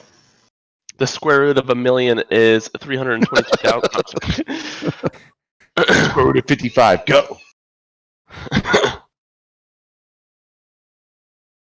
How about you both shoot an arrow at that tree, and whoever gets closest to like a leaf or like the mark on the tree gets it. Gets the bow. That's very vague. You got to prove your skills with the bow to earn the bow. They're both quite adept archers. That's not in question here. But what it comes What- down to, what- question, what who is- can hit the mark. I just kind of cut everybody off. What is your plan with this bow? If you were to take it, To shoot people with it. Let's come on, guys. knowing him, he's looking like he's gonna sell it. All he wants is money. I want the He's history. an archer. It's an- He's not going to sell a bow. Yeah, come on. Even Zerdak saw that. I mean, I will also give you 150 gold, and these 2 pearls, and these 3 potions of healing. And I won't continue to consider killing you. That's on top of the cherry topper. I still think you guys should prove your worth to have it.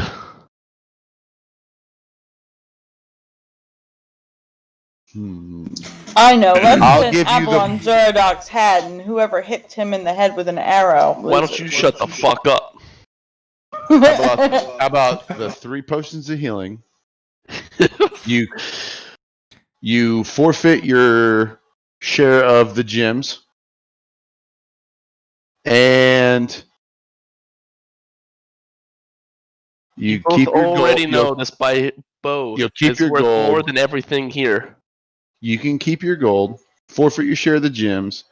You give me the 3 potions of healing, and you do not steal from any of the townspeople again. And you can have the bow. And you can have the bow. People. You have no idea that I've ever stolen from townspeople. What are you just assuming that I've stolen from people? Yes. I don't fucking like this guy at all. That's It my is deal. rather racist. That's my deal. You leave the townspeople alone, 3 potions of healing, you keep your gold, and forfeit your gems. And you can have the bow.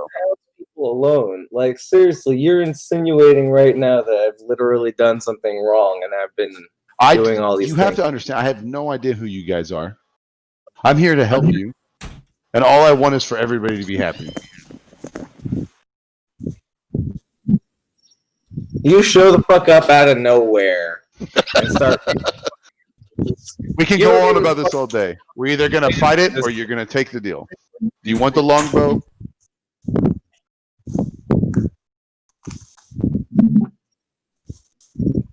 Telling you guys, I'm allowing you to keep your gold. it's worth more than that. You guys got to figure it out some other way. You don't know that. All you know is that there's a bow.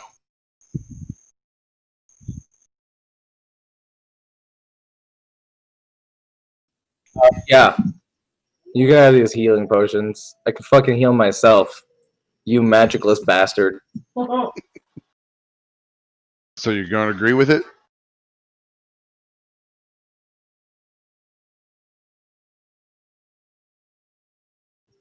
Oh, yeah, I've already given them to you. All right, cool. All right, Take the Crossbones. bow. You get to add a +1 bow. I tell Tyrion in a really, really low tone, really nice and calm. I say, "You watch your motherfucking back." Same to you, sir. Now kiss. Make out. Make out. Make out. Sexual I tension extend- in here. I extend my hand. I extend my hand out in agreement. I leave. Oh. Arrows turns to Zerdak and says, "You could have cut that sexual tension with that new sword." As entertaining as this all is, I need a drink. So I just kind of Yeah. look at Arrows and Zerdak. I'm assuming you're still there. It's like we still have 5 gems, Malachite gems, and if you want to split these up, or if everybody agrees, we can make a purse for the group. If that's so, what we choose to continue to do. Instead of it going individually, it could go to rations. It could go to anything that we need on our journey. I mean, that sounds like an idea, but I think we should probably go to the town master first and get this done with before we start partying. That's fine, but I'm not carrying a chest there, so we need to take the gems, and who's going to hold them? Now, fuck the chest. You know what? So- I'll hold him. How about that? Okay, give him the arrows. Okay. Zeros has the 5 Malachites. All right. And how much gold did you take? Crossbones. Just kind of giving you a menacing look. He walked away. Oh shit. Anybody else going for the money, or are we just gonna leave it? Well, Nesca didn't get anything from any of that, so she wants the money. There's still X amount of gold and 160 silver. If you guys want to grab something before you go, I'm not taking the chest, so if you want to carry it, it's on you. Oh, I don't want the chest. I just want the money. Then take the money that you think you deserve. So all of it. Wonderful. Then take it all if that's what you want. Whoa, whoa, whoa. I don't know about all that. Well, I think we should probably split this up evenly. You got the Malachites, honey. And the scroll. And the scroll, which is worth quite a bit of money. The Malachites, I'm just holding until we decide what to do with them. Not using them for myself. Not arrows. Yes, but magical scrolls are hundreds of gold worth. At this point, we're wasting too much time. We'll split the money. Can you cast augury? No, of course not. That's why you got it, honey. But that doesn't defeat the purpose that you've got more gold worth in your hand right there than in this entire chest. Yeah, that's gonna get used. One-time use. Okay. So, everybody... Or I could sell it, and we get the money from it. I just distribute 24 gold to everybody.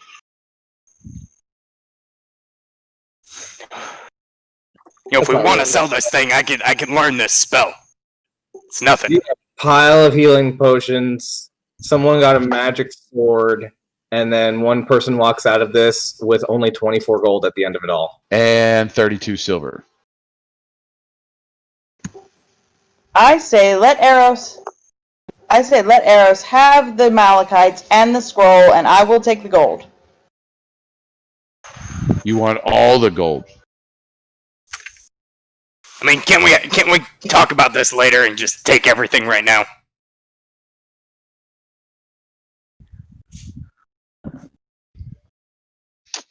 But Let's give the gold to Nesca. Let's get out of here. Let's just grab it all and talk about it later. With the silver, excluding that crossbones. That's fine. Stop it! It's me. So I just kind of wave Nesca over. Here it is, and then we get the hell out of here. Okay.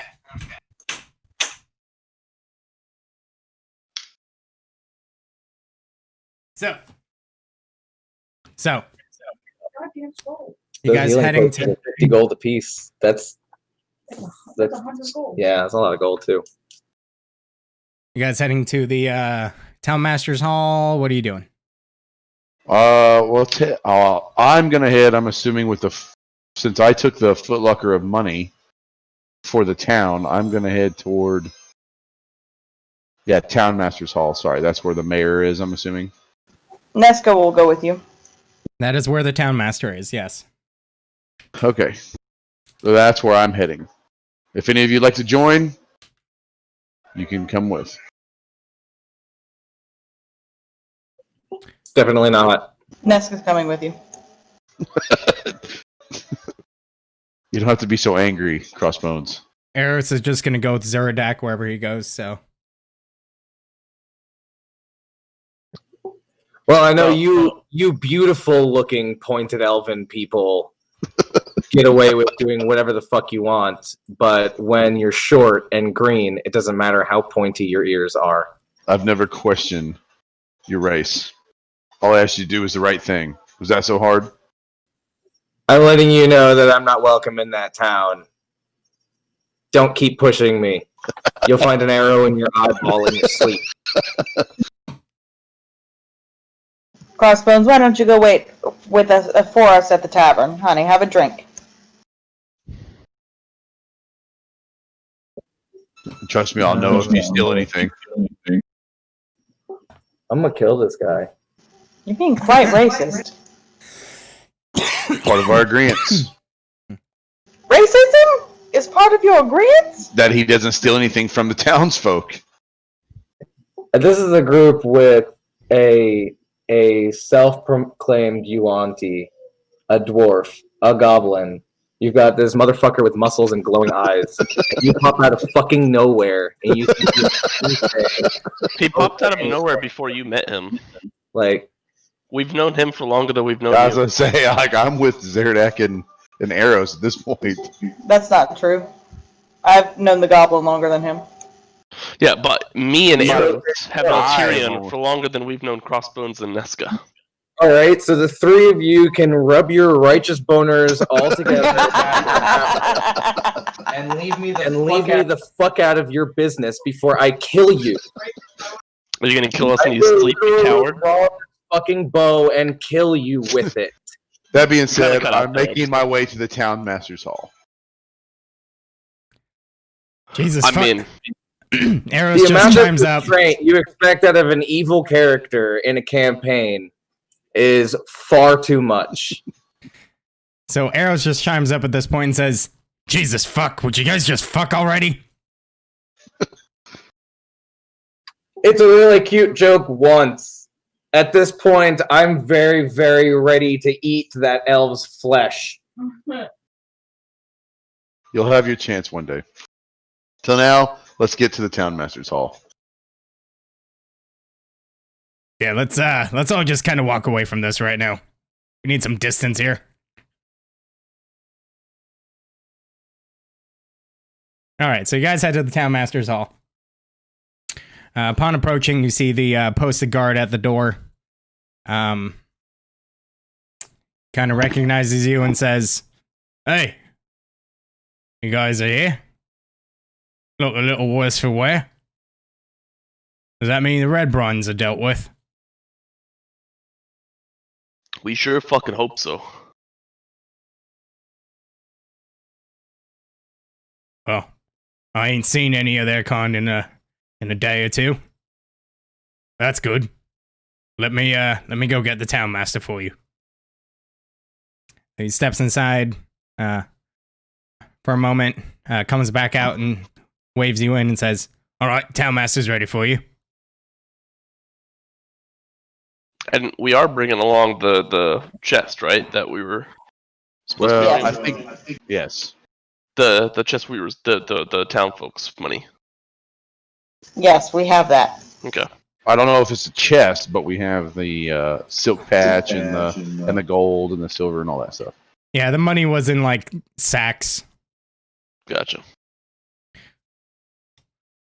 So you go in, town master's in there. Seem to have been chatting with Sildar. And he says, "Oh, you guys have returned. Am I to assume that the Redbrands are gone?"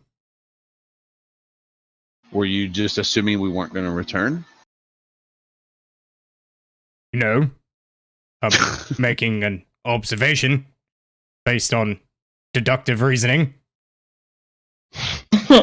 Yes, we were quite successful, and we also brought back what we assume is the town's gold.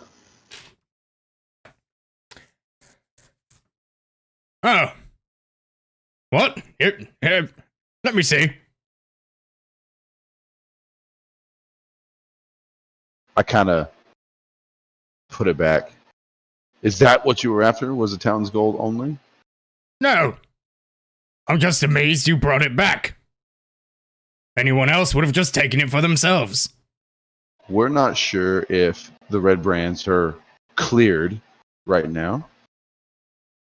What do you plan to do with this gold? Put it back into Phandelin's economy?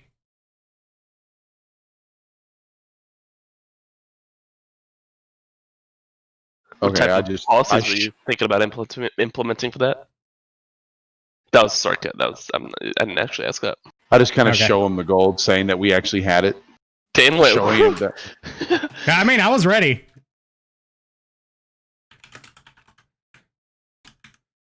So you Yeah, sent... we got your gold. We got your gold. Here it is. I just kind of drop it off on a table. He looks... That's quite a bit of gold.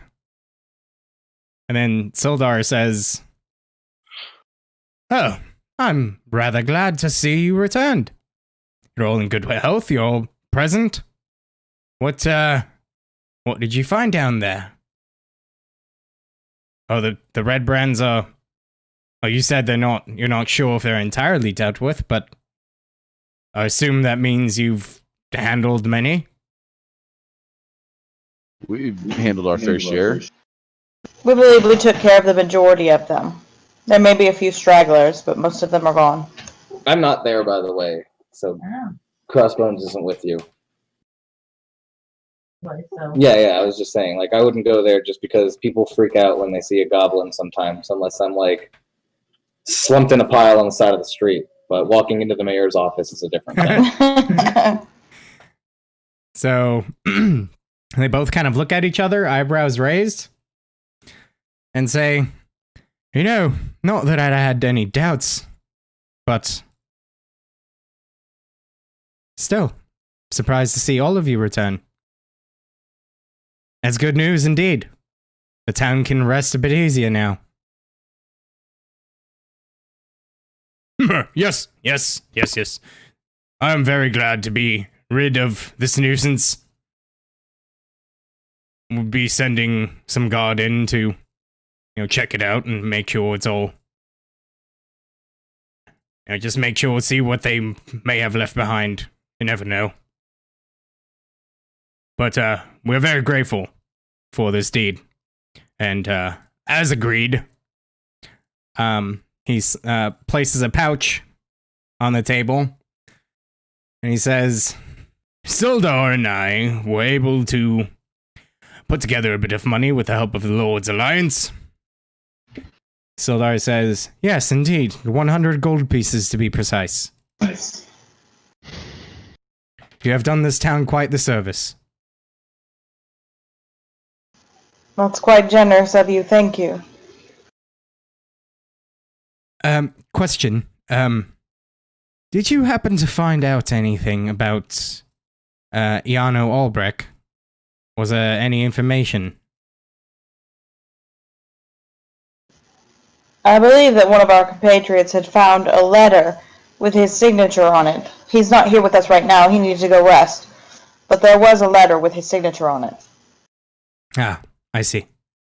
Well, if you could return with, this letter, that would be most appreciated. After all, That this might is be the- a little more difficult than you asked for. I'm sure if we ask him nicely, he will do it. Kind of raises one eyebrow. Okay. Well, do your best. I would really appreciate it. That's the whole reason I was sent to Phandalin in the first place. So, any information would be very valuable to me.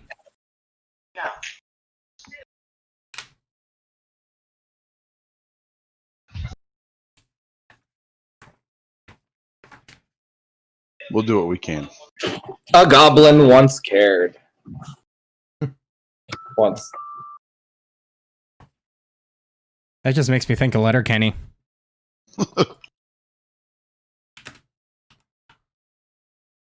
Just, is there anything else that you needed taken care of before we decide what we're going to do next?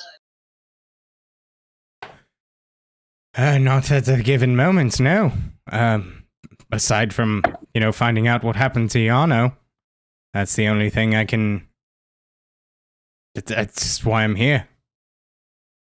I know, there's an ever-present threat of orcs and goblins, but that seems to have been curbed since you have arrived as well, so at the moment there doesn't seem to be much.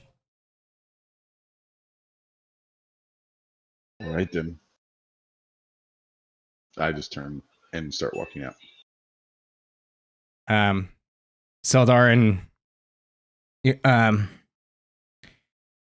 Harbin turns to whoever's left and says both, thank you once again for your help.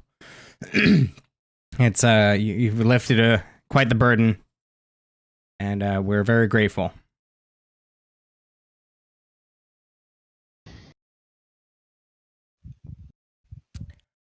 All right, you guys leaving? Yeah, I'm already walking out the door. All right. Where you guys headed? The inn? I mean, it is, at this point in time, it is night. Early night, but night. I just kind of look at Nesca and be like, I'm going to leave you in charge of trying to get this letter. Because obviously him and I don't see eye to eye. I guess. You're about stabbing height to lose your genitals, though. Oh, shit.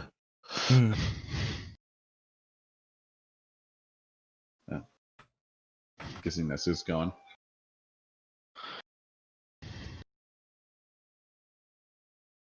I just kind of look over to Zerdak and Arrow. I was like, let's say we get a drink and relax. That's the best thing you've said all night. All right.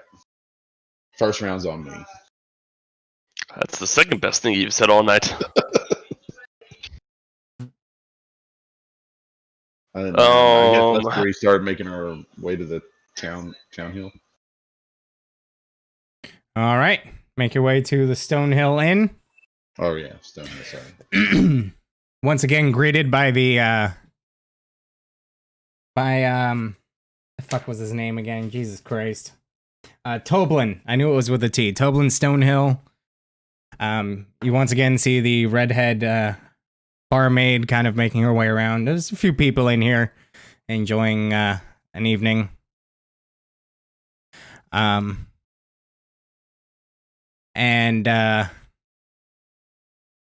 greets you guys. Says, "Oh, welcome back. I'm glad to see you here. Everyone drinks." Yeah. Yes, sir. All right. Hey, lass. Slamming kind of on the counter, getting the barmaid's attention. Says, "Get them. They're good patrons." So she nods and hurriedly kind of gets some drinks together and brings them over to your table.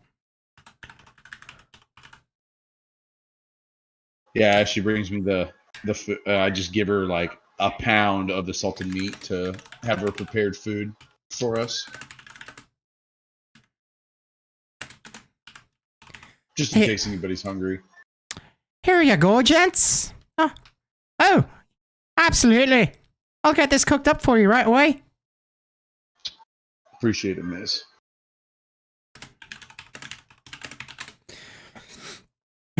So she disappears for, a few minutes, about 10 minutes or so. Comes out with basically comes out to be like chicharrones, basically. Chicharrones. With some let's call them country style potatoes. All right. Well, for the meals for all of you. It's kind of at you. Have you seen an ugly looking goblin, maybe with a hood on its head, running around here somewhere? Crossbones, did you go to the inn?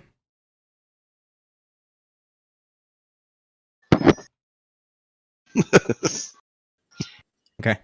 I sent you a message. Yeah. No, I did not go to the inn. No, I haven't seen a goblin. All right. Well, if you see him just happen around, just let him know I'm looking for him. I'd like to get him a drink. All right, I can do that.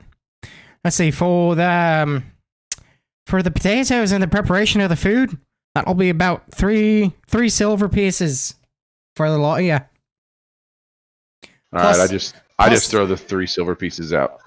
Plus the ales, we're looking at about 2 silver pieces. Would you like another round, by the way? Let's just throw 1 gold piece out and tell her it's for her.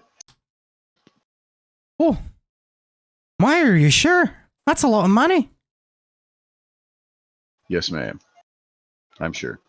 Oh, that's very generous of you. I really appreciate that. Does my family a lot of good.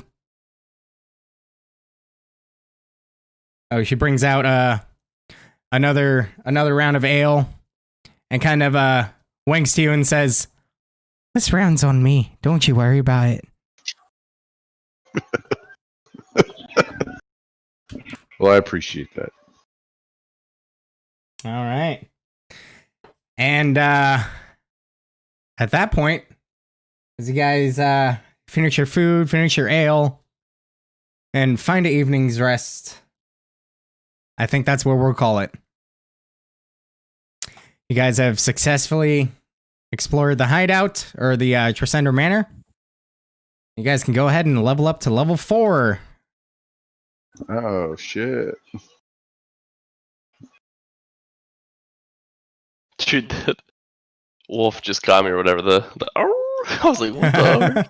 I was like, that thing must be loud if I hear it through my headphones. I just realized.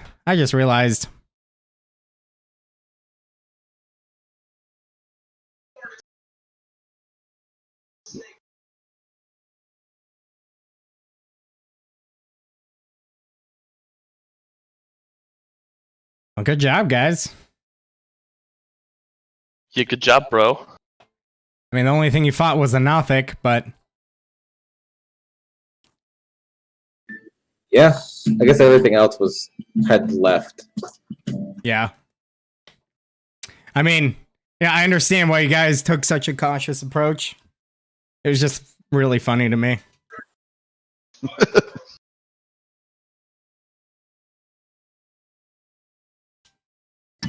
I don't learn any new spells or get another slot.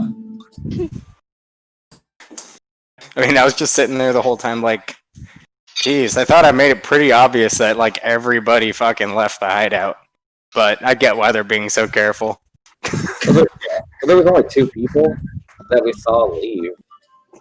But Well, that you saw.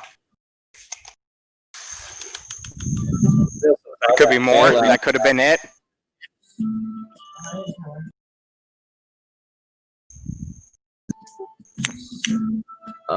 Yeah, all I get is an ASI or a feat. No spell slots or anything. No more spells known. I guess I can prepare 1 more spell, but I only know 4 spells. And I mean, that's my wisdom modifier and half my spells, or levels, so it doesn't really make a difference. Alright, guys, I'll talk to you later. Good session. Hi, man. Hi, See dude. you later.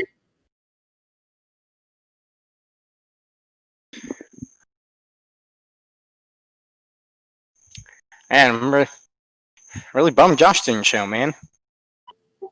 Yeah, did you hear? He never messaged me back when I asked him if he was going to join in on the game. Yeah, I'm gonna message him tomorrow. Yeah.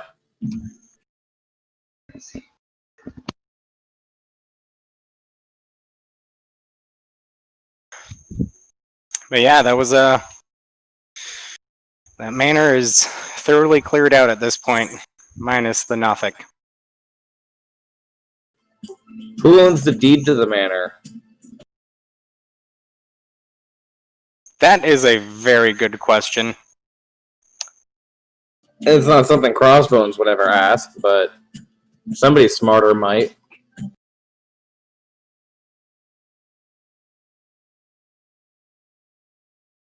Let's find out. I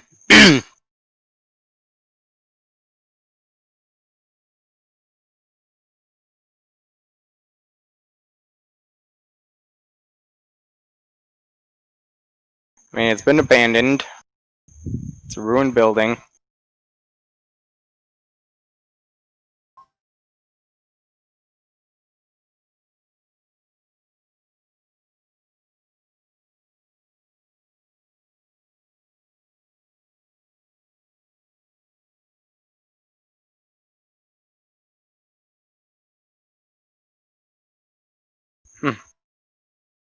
I would imagine that it's just kind of fallen into Phandalin property, but due to the damage and the state of disrepair, nobody's bothered to try to fix it because that would be quite the undertaking.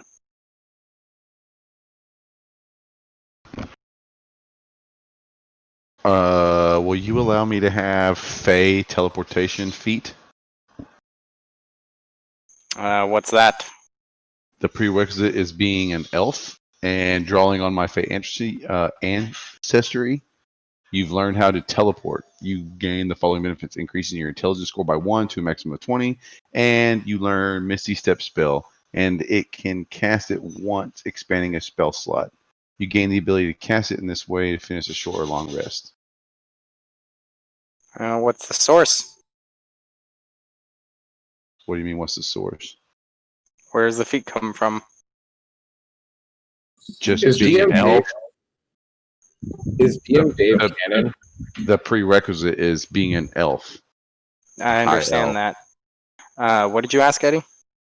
It is DM Dave canon. Probably not. Have you heard of DM Dave? I have not. Oh, he makes a lot of really good content. You should look him up. Or maybe I have. Let's see here. I think the feat he's talking about might be in Xanathar's. Well, Yeah, there's that's what I'm Xanthar's, thinking. there's Xanthar's Guide to Everything, and then there's UA feats for races.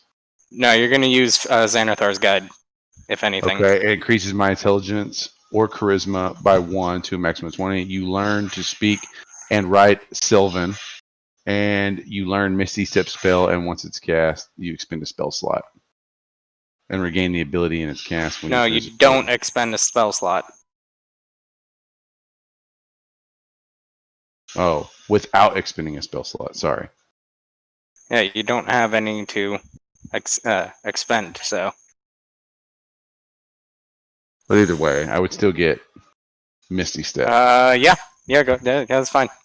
Sweet. If it's in published source material, that's fine. All right, awesome.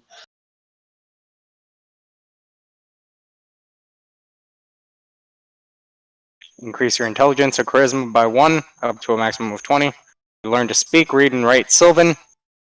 And you learn the Misty Step spell and can cast it once without expending a spell slot. Once per short or long rest.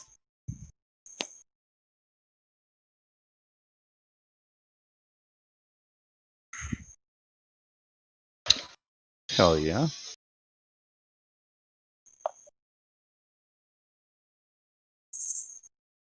That'll do, pig. That'll do. I was only looking at like squat nimbleness, right? As a feat. I think you were because of the movement speed increase largely. It's another skill, 5 feet of movement, and advantage to escape grapple. Yep. And then it'll push my dex up 1.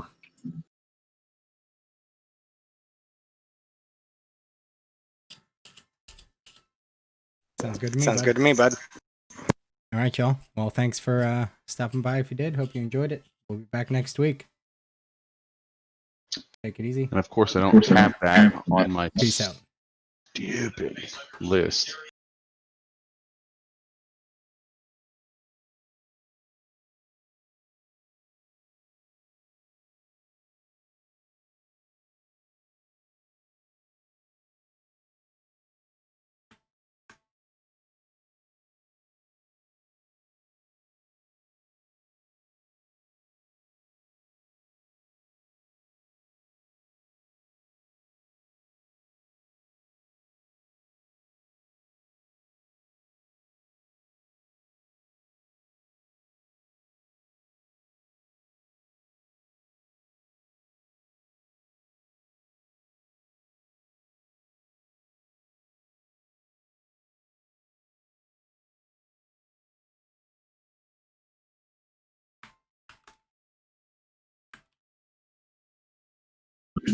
The next level, I learn a 2nd level spell.